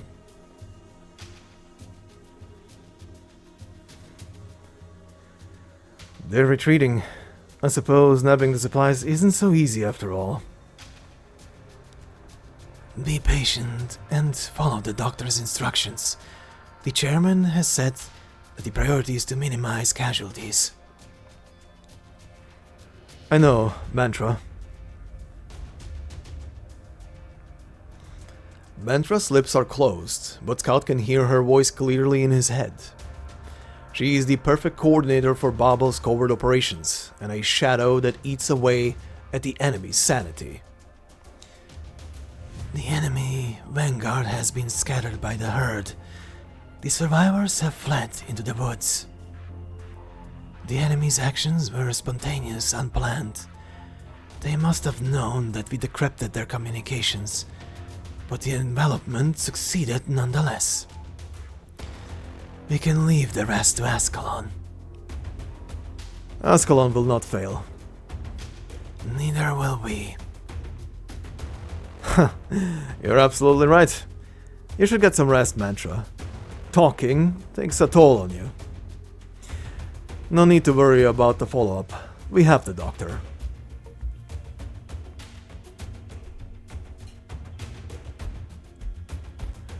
Who directed this operation? The evil spirit again? Just what is this, Commander? Which world core does it come from? If it can do this to us, it can do it to you too. Why would you sell your soul to something like that? I'm getting out of here alive. The mercenary hears something breathing in the darkness not far away and swings his sword without hesitation. Got you!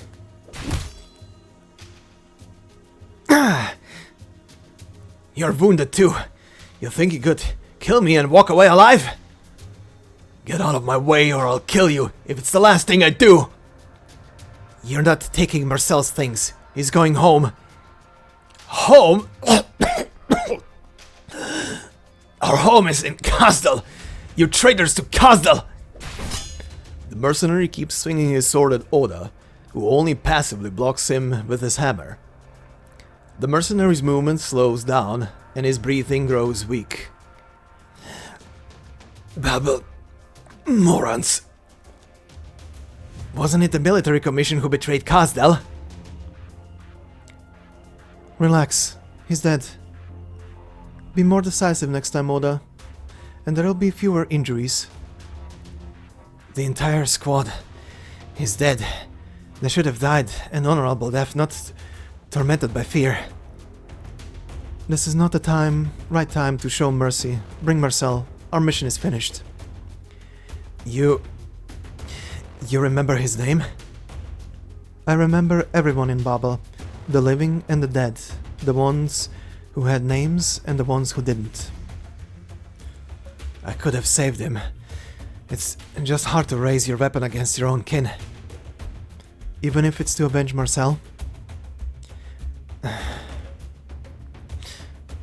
Your father died in the chaos in the city. Have you ever thought about seeking vengeance for him?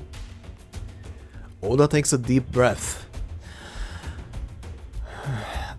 I hate the people who killed him, but vengeance doesn't change anything. A classical idea. Rational, righteous, human.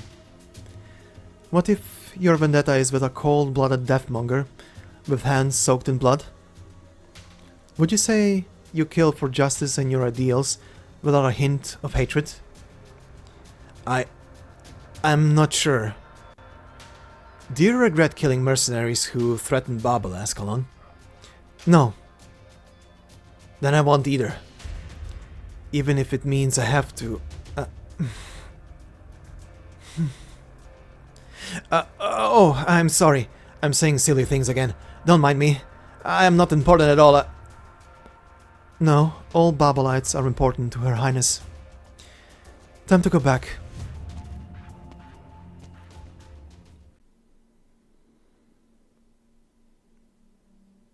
Rhode Island of Babel, Kazdal. What are you here for? I've already said it many times. It was my own decision to betray Her Highness. It had nothing to do with the military commission, and I'm not an informer for them. You want to execute me? Make it quick. I'm not here to torture you. I brought some wine. I don't need it. Are you sure? This is Victorian fruit wine, not some lousy swill. What are you here for?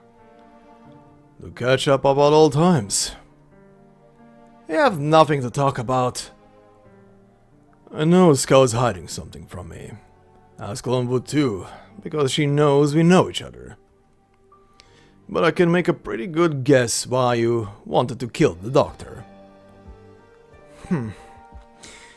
Be my guest. You're not a sore loser. You're unhappy because the doctor is an outsider. Everyone wants Babel and the military commission to get along.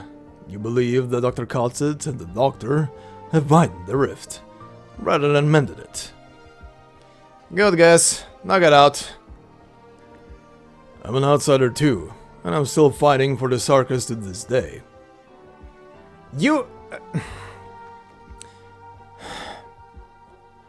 The wine. You're drinking out of your hat? Do you see a wine glass in this cell? You should have brought one. Ugh. What happened to the rest of your team? Let's see. The one with the spear, the caster, the one with the shield who's sitting right here, a medic, and a sniper. Skull, spear, white smoke, grey sun, Strauss, walnut, Kung, Herb. So the sniper's name was Herb. He's dead. Let bygones be bygones. All good fighters. If I ever get to mentor the young, I'll raise them to be that kind of fighter. Selfless, honest, cautious about picking a side, but committed once they've made their choice. How sentimental. Do the Sarkas hate outsiders in Babel that much? Fools like you who would give your lives for Her Highness wouldn't understand. Babel might be changing certain things, but it's meaningless. It's not fast enough, and its reach is not far enough. Her Highness did not have to have her hands tied. She didn't need to waste her time. The doctor helped Chairman Theresa a lot. In what capacity? A researcher? A military commander? Both. Even though the doctor killed so many Sarkas, the more people like that, the longer the war will drag on. Her Highness's achievements are grand. She solved problems all her life, taking care of the needs of generations, and now she leads the fight against the Ripthy. But what's happening now? We're fighting the military commission. Fighting our own. That's not part of her vision.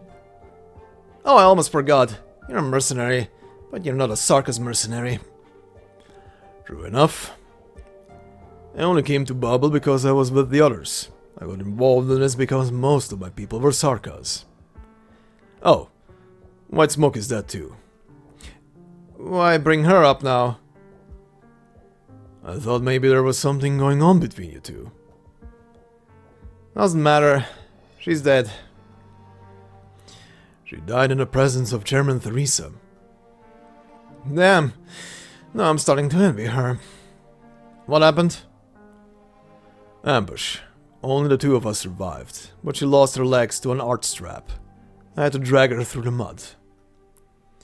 That's when we ran into Chairman Theresa. Well, we ran into the doctor first. The evil spirit showed up on the battlefield personally? Believe it or not, I thought I was looking at a Lateran priest when I first saw the doctor in the distance. Huh? The doctor was praying with a black hood bowed low, next to the glowing chairman. Wasn't even kneeling or doing any sort of ritual, just gazing silently into the distance with Chairman Theresa. That evil spirit you're talking about, Dr. Jacob, is not some heartless monster. The doctor is torn, wandering in solitude, and still in the end chose to bring victory to Babel. So you came to preach? You're trying to guilt trip me? Get out and take your bloody wine! You think I would...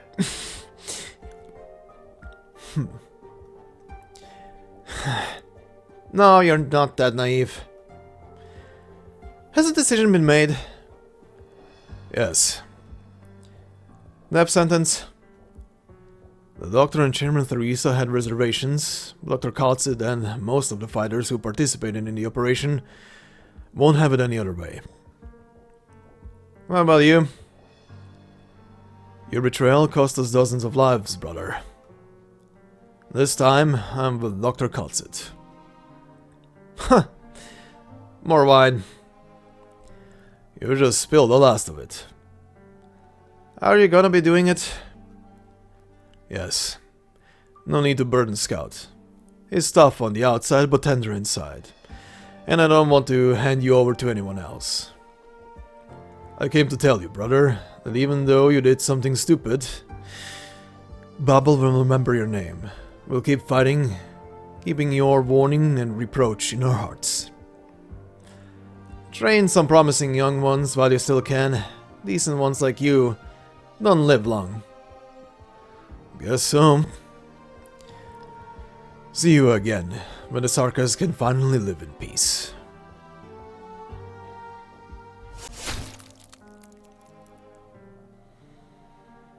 The traitors and spies have been executed. Well, court spies. They really have a lot of problems in their tribe. Good work. What about the unit that entered the war zone? Scouts report that they blocked key passages leading out of the mountains after attacking Babel positions. The general did not order this. Was it someone from a royal court or a Syracusan plot? Unlikely. Reports indicate no particular bloodline characteristics to the witchcraft, and little effort was made to cipher communications. It's a rebel. May I speak frankly, sir? The unit may be rough, but they just happened to cram Babel in with the Catastrophe. Isn't it a good thing for us? What about the other commanders and mercenary captains? Watching the show, of course, waiting to see if the enemy choose to surrender or die at the hands of the Catastrophe and the ruffians. I wouldn't overthink it if I were you, sir. You've shown us much mercy as you possibly could by ordering that we pull out of the valley and leave an opening for them. Who knows, maybe some of my family are in that Catastrophe. I've gotten over it. You don't care? I try not to.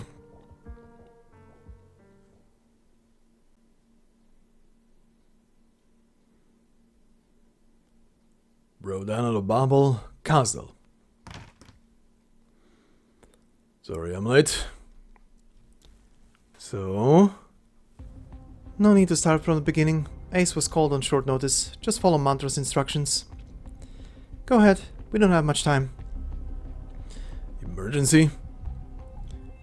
Mantra just nods to that. I'll keep going then. We have 2,500 souls in the Catastrophe radius, mostly medics, infected civilians, prisoners, and injured mercenaries. The scale of the Catastrophe is larger than the Catastrophe Messenger predicted. It's currently expected to affect 5 outposts, 3 key passages, and a field hospital repurposed from an abandoned town. They had almost made it out of the Catastrophe radius when their path was cut off by mercenaries. Trapping medics, wounded and civilians to die in a Catastrophe. Is Manfred willing to go to such lengths these days? It's not his style. The 3 military commission units have retreated from the forests, even leaving a humanitarian corridor open in one of the canyons. The military commission has casters on the cliffs, ready to annihilate any armed unit that attempts to pass through. But they're not trying to hide what they're doing, and they're not doing anything we didn't expect. These mercenaries are different. They came out of nowhere, attacked their positions, destroyed important roads and bridges, and polluted several water sources in the mountains with originium explosives. There seems to be no reason with their actions. Who's their employer? We're still looking into it, but based on what little intelligence we have, it's very likely that they're rogue. Revenge, a last gasp struggle after being abandoned by Thereses, instigation by another country. Anything's possible. Doesn't matter. I'll find out who their leader is and kill him. Without leader, a band of aimless mercenaries is just a useless rabble. You go and save those people. We'll regroup back at base. I'll leave them to you then. One last message. Her Highness says this operation is not part of the campaign. We should be relieved. In a war that has become increasingly gridlocked, the opposing sides have a chance to work together for a common goal. Saving lives from catastrophes.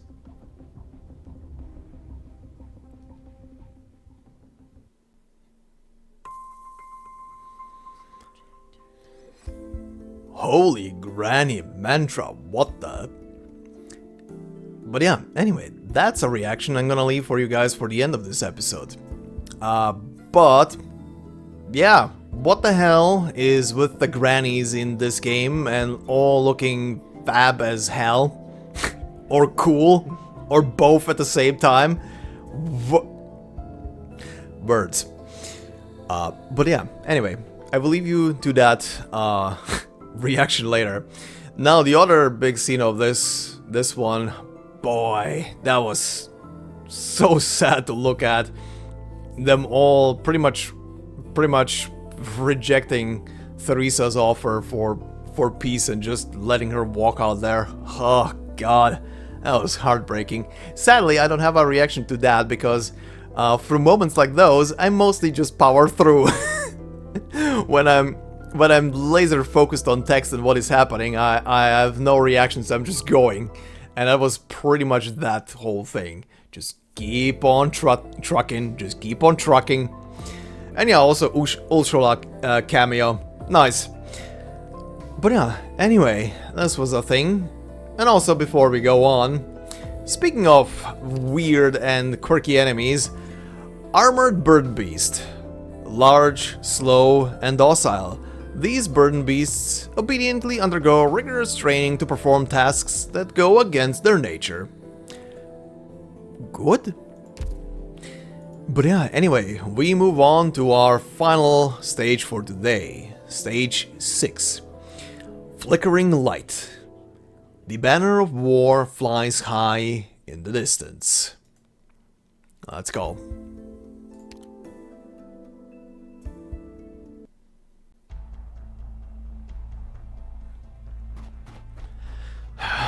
Look, up ahead! The bridge, it's been blown. How are we supposed to get across? Is there another path? The catastrophe cloud is still over our heads. We can't go any further, not with all the wounded and children. Damn, the originium crystals on the ground are starting to glow.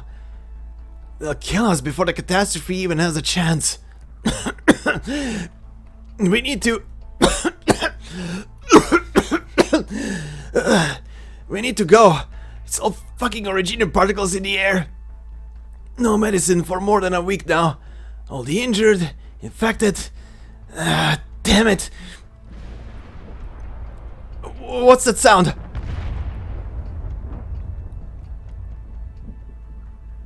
No reinforcements from Babel yet? Then keep looking for a path. Don't come back until you do. The catastrophe cloud's fully formed. Which fucking unit attacked the hospital? Not even Scar Eye is that crazy. Stick together. It's too late to try to get out of the catastrophe. We need to find some clean caves. Nothing with originium traces on it. Not even a little bit. Doing this to the wounded. Theresis, you piece of... Mom, my leg hurts. Don't cry, don't cry. We're almost home. No, no. It hurts, it hurts.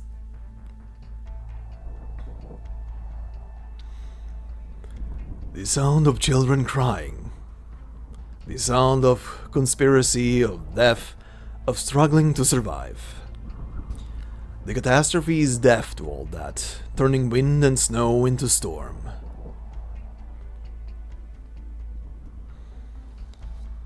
A few figures stand on a distant cliff. The woman stands on the edge, peering silently into the distance. A merciless catastrophe.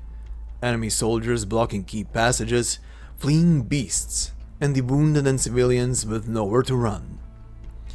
Life echoes in the valley, reaching Mantra's ears.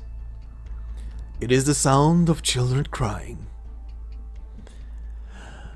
I hear it. Children are crying. It's starting to snow. This isn't good. 2,313. All confirmed. Location and physical data logged. Fewer losses than expected, but time's of the essence. Watching your arts up close is always a remarkable experience, Mantra. Mantra just nods humbly. Was the John in HR able to get you a few assistants? She just closes her eyes. A shame. Message sent to old squads. Cave.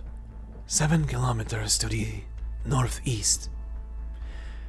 The children are there. But the military commission's drones have found us. I'll stay. You go. Mantra frowns. I don't want to face my squad head-on in this terrain. Just going to say hi. We'll try to take Manfred alive if he is leading them. Don't take unnecessary risks. Doctor here. Sorry I'm late. Operations in the CA area have concluded. Continue to carry out Mantra's plan. I'll provide support elsewhere. The priority is to help the civilians and wounded. Good timing, Doctor. Thanks.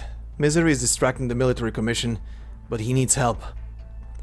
Is this the part where I volunteer? Yes, Ace.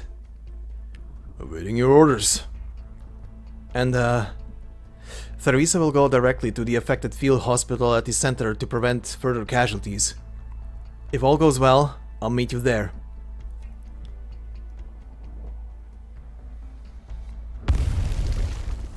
Explosions! Explosion! Move away from the glowing area! Back off! The Originium Underground is being activated! Fucking shit, too late! Fire stir beneath the frozen earth, and blizzard brings with it the sparks of catastrophe. Every breath seems to carry the weight of all of Terra, bringing it upon every individual soul.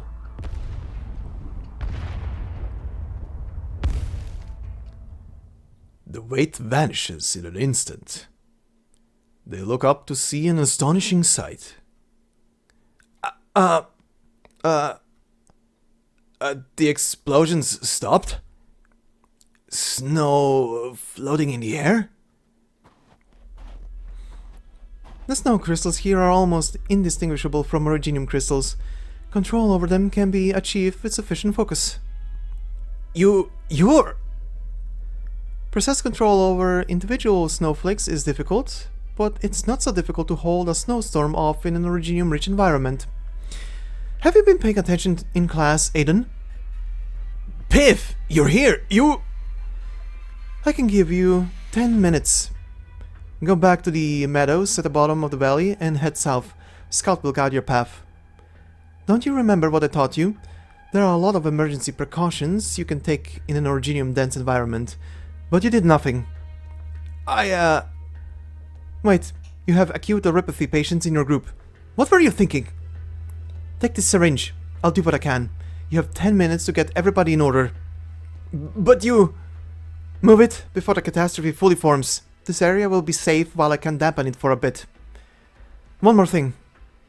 I'm using several kinds of arts at the same time right now. I want to see an essay from all of you on my table by this weekend, explaining which schools these arts belong to. So you better damn well make it out alive.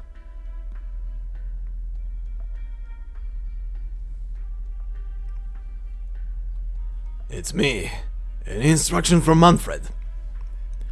What is he doing? Huh? A royal court high rank in amongst the Babel forces and refugees? Impossible. Look it up. Not there's anything to look up. Manfred probably made up an excuse on the spot. Even if they were there, they're Babel prisoners now. Rescuing prisoners in the middle of a catastrophe is not part of the contract. But we have to do it anyway. Damn it. Get Thorn Squad to check the blockade. Alright. 86 here? Hello? Hello? No response. Where did it go? It's not time for the shift change yet, is it? Wait. Isn't it a little too quiet? There were foul beast cries only a moment ago. All the animals must have fled the catastrophe. It'll sweep through this place in 5 hours. There's no time to be taking a nap. Hand me the schedule. I said hand me that... Huh? Hey, where did you go? Hello? This is Squad 86. Anyone hear me? Anybody? What's going on? Somebody's... You called?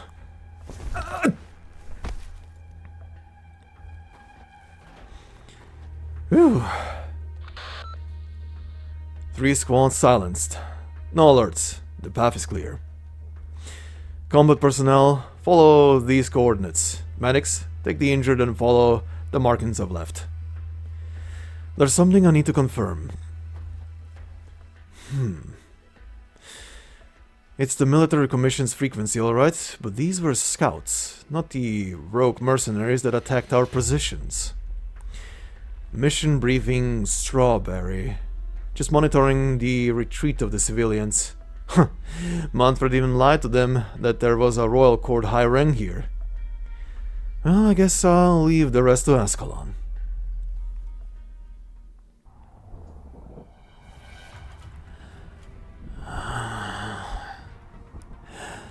Babel, are you my death?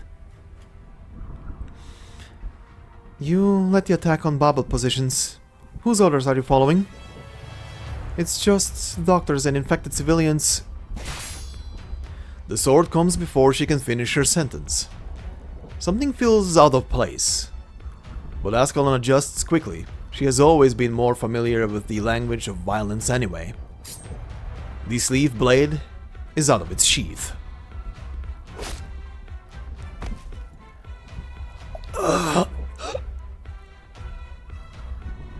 What are you?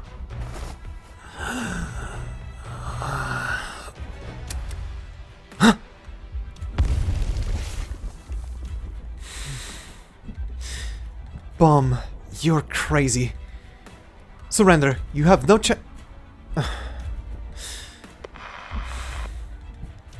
It's me.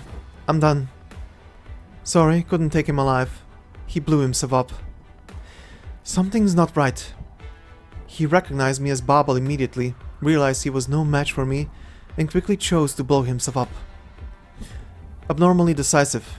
Could be some experienced spy or... Wait! I found the pouch. It's undamaged. I must have cut it off. There's a Babel sleeve badge and a military commission medal inside. It's not unusual for a mercenary working both sides of war. And a piece of paper, possibly personal notes. Most of it is illegible. The only thing I can make out is... Del... Home. Forget it. Not important.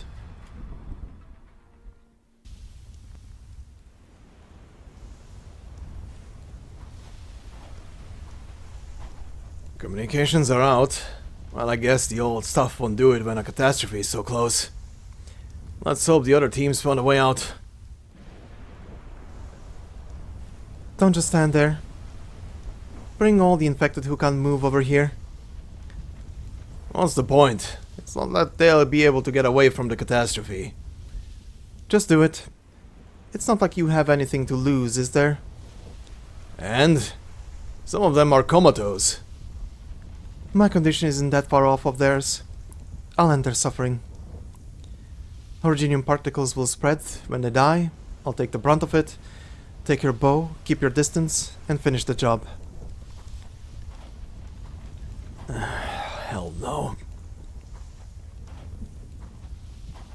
Hey, stay away from the infected. Julie will deal with them. Infected. You're just leaving them here like firewood. I'm not doing it because I want to.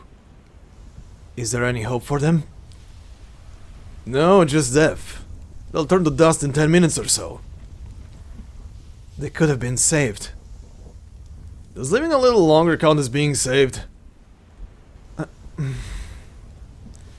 Their conditions are too severe. If they don't die here, they'll die in some forgotten alleyway in Kasdal. I should have stayed in Sargon. Here, give them these suppressants. It'll at least relieve their pain. Where did you get these suppressants? No, who are you anyway? When did you get here? Don't move! Your ID code, now or I'll Let the doctor pass. It's fine. Everything will be fine. You look familiar. Your Highness, how could you... We're right in the middle of the catastrophe. We're very grateful, but... You shouldn't have come. It's too dangerous. The white Sargas appears on the battlefield without a sound, as though she has come out of nowhere. The crowd whispers among themselves, is she truly the king of Babel, one of the living six heroes, the mother of Kasdal? Theresa simply nods at the confused and bewildered crowd. She kneels by the side of the infected. Your Highness. I'm sorry I came too late. Too late to save your lives. I'm sorry I couldn't do enough. Please, don't. Theresa gently holds his hand in hers. The other infected, all the ones still conscious, those who have not fully given up on living, feel a little bit of gentle warmth. I'm listening, my children. I will remember how all of you lived and died. Forgive me that I could not promise you more, but for your family, children, friends and comrades, there will come a day when they will no longer live in fear.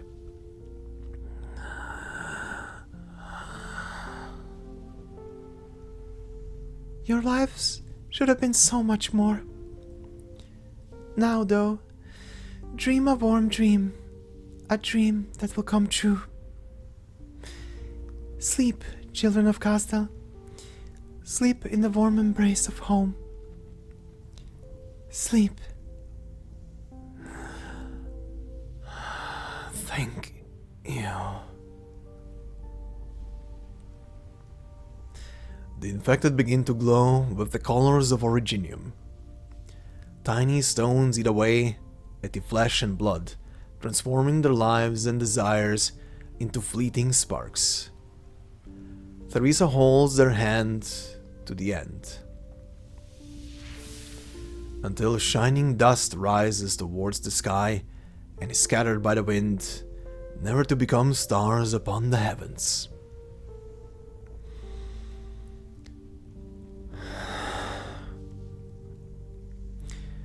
So, you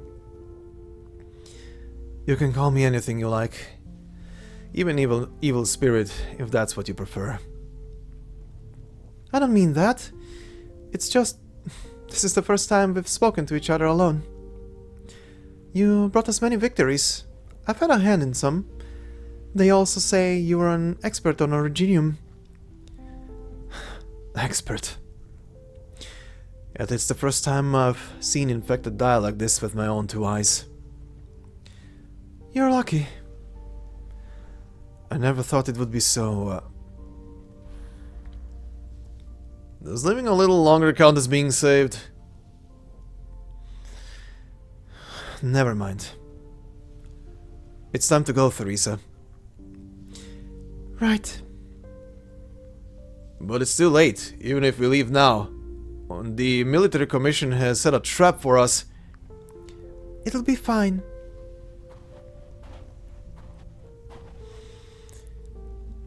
Let's go home. The military commission's after action report writes: The king of Babel and her most trusted men led her people out of the valley. With a single touch, she parted wind, snow, and flames, gentle as a mother parts the bed curtains to put her child to sleep. Our casters and crossbowmen observed the procession, but none dared to take the first shot, nor give the order to. The flower report and Manfred's false intelligence earned an admonition from the commission, but no further discipline.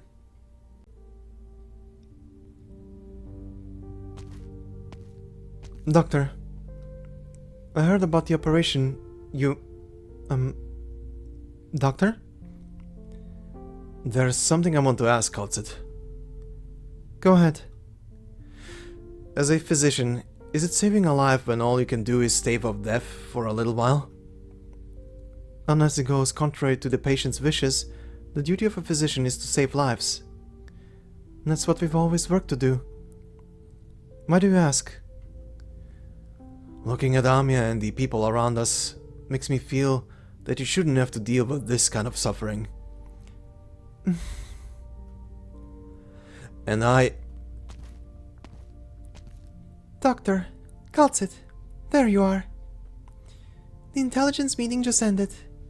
The unexpected catastrophe has led to a stalemate and some breathing room for us. The two of you need to get some rest, especially you, Doctor. You've hardly slept since you've been back, right? I'm fine. Theresa glances at kal'tsit, who seems to sigh wordlessly with her eyes. The king of Sarka senses guilt and restlessness. It is not an easy thing to accept, watching so many infected turn to dust before one's eyes. Doctor, do you think all this is your fault? It is. I won't run away from my responsibilities, and I won't wallow in self-pity. I just need time to accept the present. I don't know if Originium is supposed to hurt a newborn civilization like this. But Originium is the only way to protect all life and existence.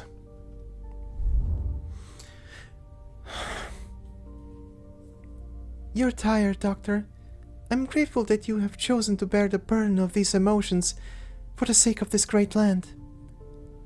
Your pain and struggle shows your kindness and ideals. I won't try to wipe them away, but we could share this burden if you are willing. Theresa wants to hold the doctor's hand, perceive the doctor's guilt, an anxiety-filled soul. She wants to help the doctor. But a tiny speck of noise echoes ominously in the king's mind. The doctor is rejecting me? Or is it... Sorry, Theresa, but this is not something you need to take on. No need to use Civilite Eterna on me. It takes a toll on you too. There are more important uses for it. More important than helping someone who's given everything for us? Thank you. I mean it. You and Scout said we have some breathing room, right? I'll make dinner for us then. I learned it of misery. For our future challenges.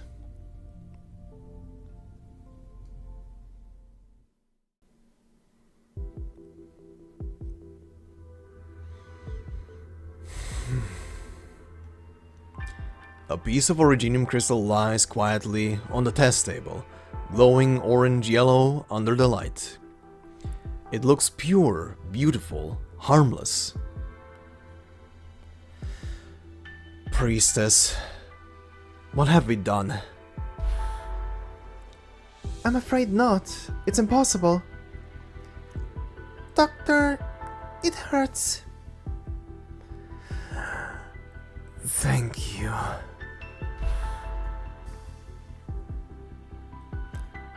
The doctor picks up the originium crystal with one hand and stabs it into the other arm.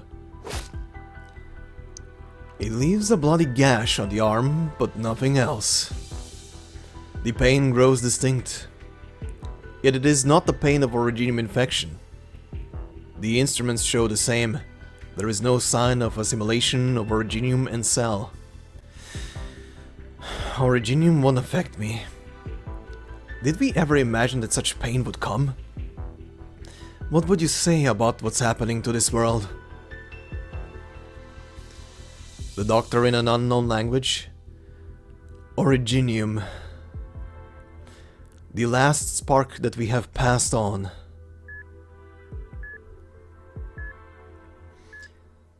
Amia is unconscious, sleeping on a medical table, breathing steadily. It's working. It's several times more effective than existing suppressants. Amia's blood originium crystal concentration has dropped significantly. But it's just a prototype. I haven't found a way to mass produce it on Terra yet. Doctor, I know you're experimenting on yourself, but you really don't look well. Just some research on blood. Originium doesn't infect me. We had safety measures in place since it was just an energy project. Maybe this could be used to mitigate the symptoms of oripathy. And Theresa, she's not like you. Civilite Eterna is not some kind of powerful magic. She has simply created originium arts in its most fundamental form, through the accumulation of a long legacy. With her help, we may be able to develop more advanced oripathy medicine that can be mass-produced. I'm more concerned about you right now, Doctor. I'm fine. If originium has transformed into beings identical to us, then there will be a way to create a serum in place of my own. No matter how complicated the present issues are, if Babel can develop an active oripathy medicine, it will be more than just the Sarkas that support us, it will be all of Terra. Then we can foster a future with originium, one that is peaceful, happy, and eternal. No, listen to me. Kal'tsit grabs the doctor's arm. It is a lot thinner than she remembers. You have not relaxed for an instant from Rimbiliton to the Sarka Civil War. I choose to wake you up in order to point the way for this civilization, one that's surprised me at every turn. I don't want you to waste away now. You need to take care of yourself. Sorry. Right now, though, what I want to do most is alleviate Amia's pain.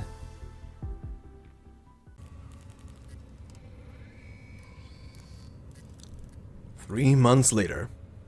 Rhode Island of Babel, Castle. I see you, Amia. You can come out. Doctor, am I interrupting anything? No, just curious how you got in when I didn't hear the door open. I found a lot of secret passages. Secret passages? Yeah. Closure said not to tell anyone, so I haven't. No wonder Dr. Katze can't find you for checkups. You've been hiding there all along. I promise I won't run away, if you come with me. Alright, I'll try to make the time. You've been really busy. Dr. Katze said even she has hardly seen you lately. Whenever I see you, you're all by yourself, carrying a stack of papers, head down, walking from one end of a corridor to the other. If someone says hi to you, all you do is nod, then keep on walking without a word. Sounds like you're describing a really rude person. Sorry, Amia. No, that's not what I meant. You just seem really unhappy. Why would you say that? Before we came to Rhode Island, You were curious about everything, cuddled up with the burdened beast at night, crouched down to look at tiny rocks in the mines, and went to pick fruit from back beast dens. You enjoyed everything, even the things that didn't interest me as a kid. But now, whenever I talk to you about something fun, all you say is, "I'm glad you enjoyed it, Amia. But I came to talk to you about it to make you feel happy. Are you unhappy because I'm not getting better?" It's not because of you, Amia. This is about me. And you can hear noises outside the ship, can't you? Yes, like the huge drills in Rimbilliton. They're so noisy. I don't like them. Me, Theresa, Dr. kal'tsit, we all have a lot of things to do. It's not your fault. Alright. Do you have time today, Amia? Yes. I want to go up the deck and see the clouds. It's going to rain. They have very interesting shapes, and I could talk for a long time if there was someone there to listen to me. Of course, but don't you have work to do? It's okay. I'll be done soon.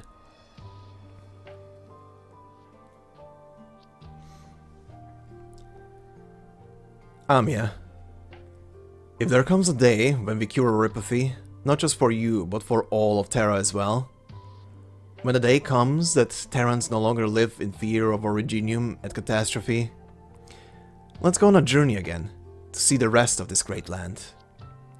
This time, we'll bring kal'tsit and Originium will become the light that guides the next civilization. All consciousness shall foster new hope in Originium until the end of time.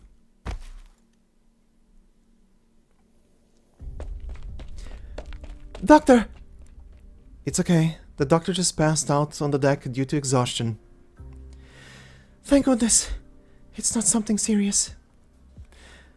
What about the wound on the doctor's arm?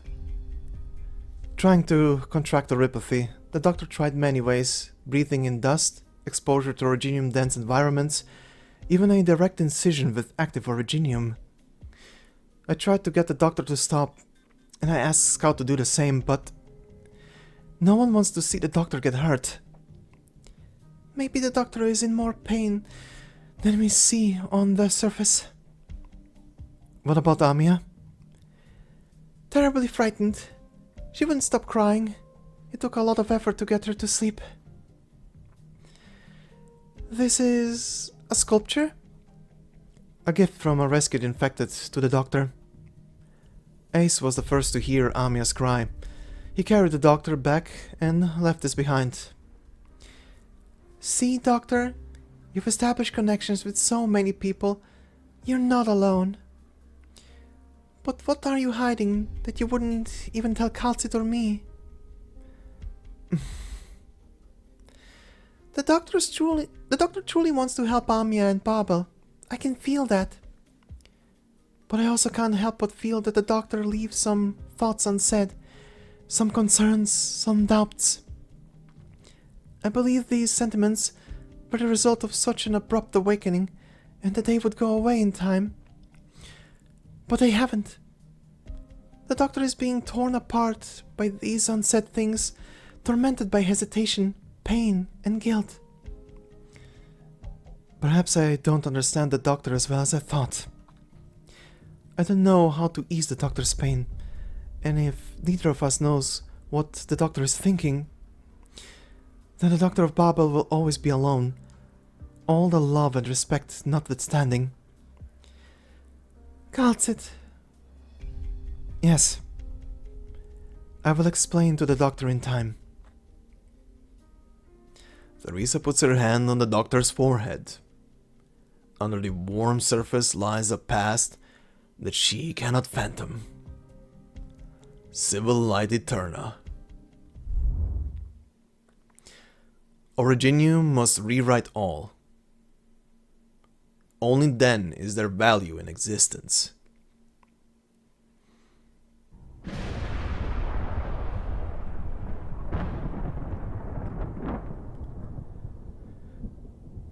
From the emergence of intelligent life to the lights in the cosmos and the maelstrom of the stars, Originium will continue to replicate and transform until even time ceases to exist.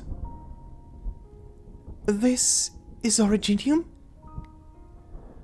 Originium. The first light before the Big Bang.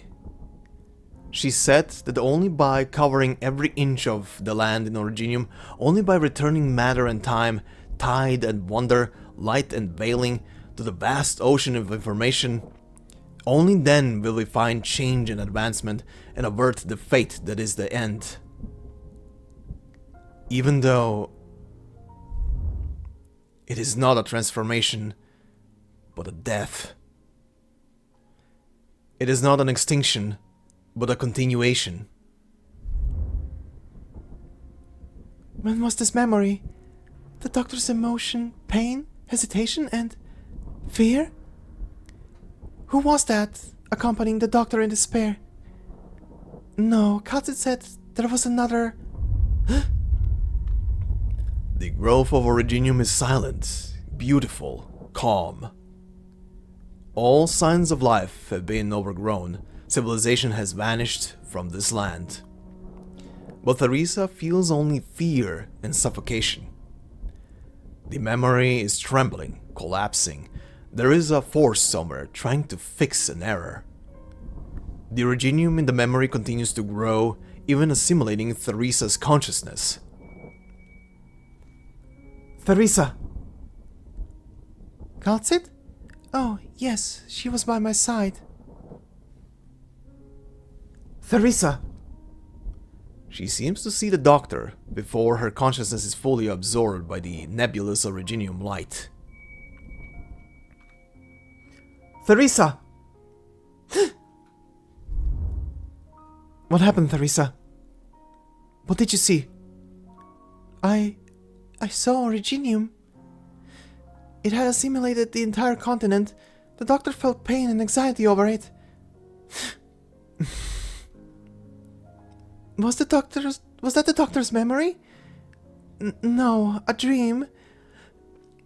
Give me a hand, kal'tsit. The feeling, the noise, and the wailing,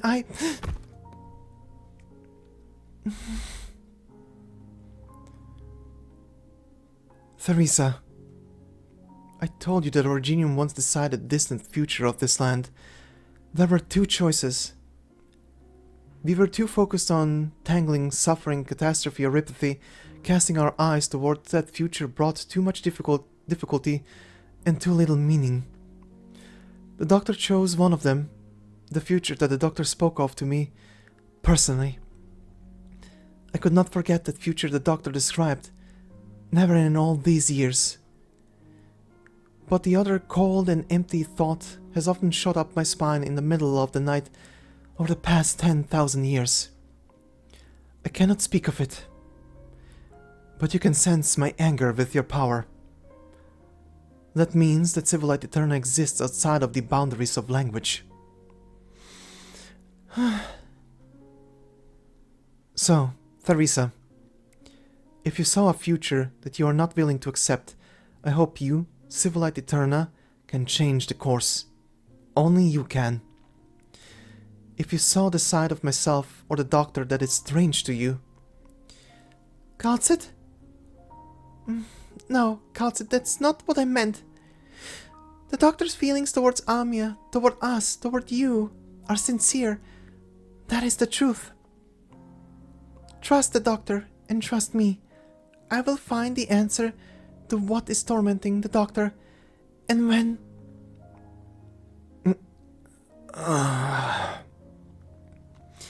Doctor!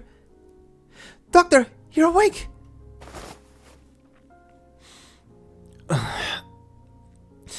What happened to me? You fainted as you were leaving the deck with Amia. Where's Amia? A little shaken, but she's fine.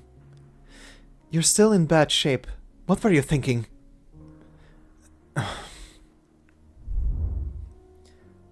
I want to cure Amia's neuropathy. I want to change the present state of the Sarkas. I want to walk among the civilization that I helped create, to take in the vitality of new life, something that we once had, but have long since lost. Even if everything that we see, all that we know, all that we cherish, no longer exists after a millennium.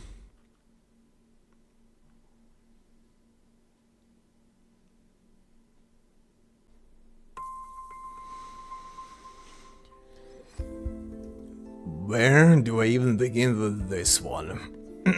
Okay, first off, let's begin with introducing our new enemy here, and then we'll talk. Sheer Claws. Mercenaries wielding sharp blades as their weapons. Prone to injuring both friend and foe, they struggle to find companions.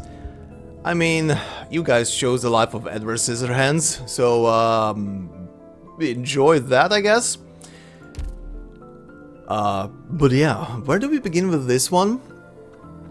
First off, I kind of had a feeling that it's gonna turn out that the doc is completely immune to oripathy, as it seems to be only affecting the people who were directly influenced, well, pretty much the entire evolution of this planet from anything has been influenced by Originium, it seems. From the human-like entities that walk upon it, that we all know and love, to probably everything else as well.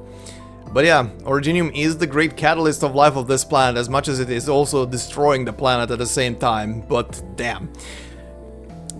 The other stuff, where do you even begin with the dream stuff? Or rather, the dive into the memories there at the end. Like, holy shit, the Originium was there before the Big Bang? I have a reaction to that. I think my brain just froze at that moment. That's gonna be in the clip at the end. That was definitely a... I read it and then it hit me after I read it moment. Like, what? But yeah, damn, that is I don't even know where to unpack that. I'm gonna be unpacking that once we're done with the story. That's gonna be a discussion for the last part. Probably gonna be rambling about that. But yeah, definitely a big chunk of information there. And also at the same time, our dear Doc is going slowly insane by pretty much just putting the whole blame on themselves. And I really, really dislike where that is going, because I have a feeling I know where this is gonna end. And I hate it. I mean, we all know where this is gonna end. We've seen where this is gonna end. We've known where this is gonna end. Just, I have a bit better of an idea of what is gonna be happening at the end. And I don't like it. And I don't like it at all. I think I know why the amnesia happened. But I'm not gonna be saying that. I'm gonna be keeping that for when we get to the end, because just in case, I don't want to spoil. But if you guys want to know it, I can say it at the beginning of the next episode. Not now. Not now, though. However, damn, that's gonna be something. But yeah. Oh, and God. Right, what was it? We've already seen, and this was a big thing as well here, which immediately gets explained here and connects back to a thing that happens in chapter 8, essentially, of the main story, which was when Amia collapsed and kal'tsit took a blood sample from the dock, put it in a machine that she was carrying with her, and something was done with the thing. And as we now see, the dog's blood was already here used. That was where the, I guess, initial kind of like potentially the prototype for the suppressants is actually coming from. It's coming from the doctor's blood, which is crazy. I don't know if they're gonna synthesize that later, you know, create, you know, synthetic versions of it, but the most potent version of it is literally coming from the doc. And they use it literally here to suppress Amia's oripathy. And as we've seen in chapter 8, they pretty much do that the same kind of way through kal'tsit, as she uses a sample of the blood from the dock at that moment when she collapses to on the spot literally give her an injection, and that literally pepped her back up, which is crazy. Which is a crazy thing, and it now makes more sense. We now have seen where that stems from, and it's essentially the doc who came up with this. So yeah, that's a neat little flashback, or rather flash forward. How would you call this? Anyway, we have one more thing to do before I let you guys into the clips that I have at the end, and that is to accept our goodest of boyos, Oda. Let's do this. Doctor, 俺のことはもう覚えてないかな。ずっと昔にドクターの下で働いてたんだよ。オッタ。俺の名はオッタだ。My boy, I'm just happy that you're still alive. I'm just happy that you're still alive. Good God. I promise you I will never go out for milk. Or cigarettes. Or mercenary work. But yeah, anyway, this will be it from me for now, and I will leave you guys with the clips that I have prepared with certain reactions to certain things. From joyous to holy shit granny moments. But yeah, anyway, enjoy the clips. Thank you very much for listening, watching. If you did enjoy this, please consider leaving a like. It will help me out a lot. If you're new to the channel, consider subscribing. Would help obviously a lot as well. And if you want to help out even more, there are memberships on the channel. You can become one of me many. Why not become a fish? But yeah, no video as always will be behind a membership. It's literally just there to support me and the channel more directly. So yeah, thank you very much, and I shall see you in the next one. Until then, enjoy the clips, and bye bye. The rest of the pack follows.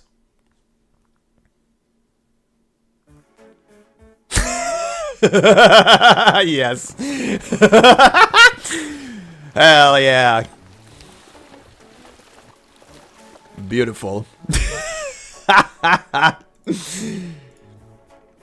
That would be me on a horse. They run towards a shallow shoal, splashing water everywhere. It is all the doctor can do to grab the fur on the back of the burdened beast and hang on for dear life. Amiya's eyes are wide open in the chaos. With one hand on the burdened beast, she stretches out the other towards the doctor. Oh god, no, don't say that sentence! Fuck me! Really? Grab my hand, really? Really? God. That's not what we need to worry about. Okay, who are you? Oh! It's you! Okay, in that case... That's not what we need to worry about. I'm the ranking officer now. All survivors form up and retreat immediately. These supplies are crucial. It will be a hard winter without them.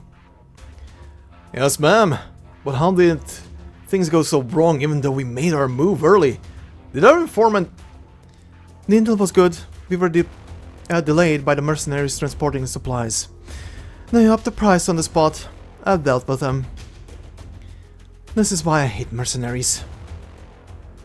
Another coincidence. It's not a coincidence if it keeps happening over and over again. We've had way too many setbacks lately. Focus. Babel forces must be... Wait, help! Oh shit. A flash of white, and a hole appears in the soldier's forehead. They cannot even tell where the attack is coming from, in the noise of the Sisty Beast stampede. Oh? Leave the supplies behind and you may leave unmolested. Leave the supplies behind and you may leave unmolested. You have been warned. Without warning, Ursula hears a cold, coarse voice in her head. Uh-huh. Cold and coarse. Leave the supplies behind and you may leave unmolested. You have been warned.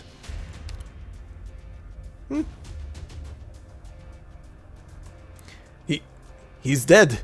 Son of a bitch, we need to withdraw. Did you hear that voice? Just a bluff. Keep your head low and stay with me. Don't get separated. Stick together if you want to live. We need to get these supplies back. As for the Vanguard, we're in no position to think about them. Oh, hi. They're retreating. I suppose nabbing the supplies isn't so easy after all. Uh-huh. Be patient and follow the doctor's instructions. The chairman has said that the priority is to minimize casualties.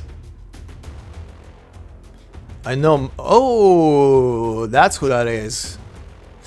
From Elysium Squad.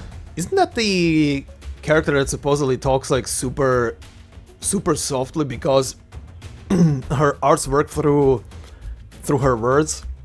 So she is afraid to literally kill someone by just speaking? Or influence someone, manipulate someone by just speaking? So wait. Oh god. A cold, coarse female voice? Oh god. I'm just gonna do a granny voice, I guess, or whatever the hell. Well, not really granny. So... Be patient and follow the doctor's instructions. The chairman has said that the priority is to minimize casualties. I guess. Oh. Holy mother of design. What the fuck is this character? Oh my god, she's an actual granny. What the hell? I was joking. Oh, whoa. She looks sick. What the fuck is on her tail? Whoa. Mantra's lips are closed, but Scout can hear her voice clearly in his head. Oh, holy shit. Damn. This might be one of my favorite designed characters in this fucking game so far. What the shit? Hey, hey, oh.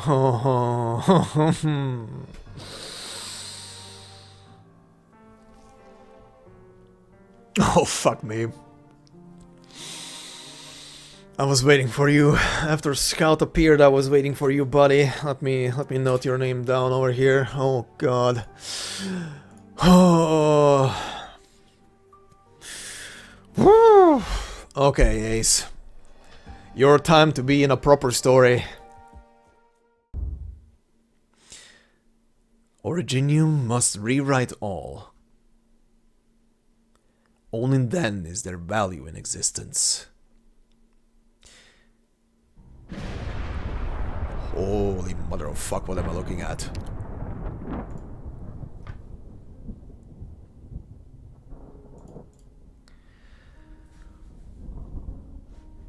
From the emergence of intelligent life to lights in the cosmos and the maelstrom of the stars, Originium will continue to replicate and transform until even time ceases to exist.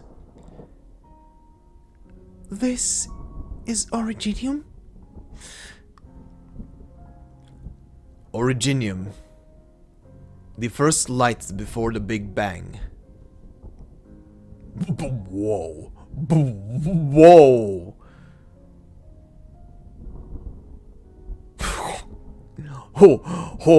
Whoa, that's a sentence. That's a sentence I just read. I was so on autopilot. Okay.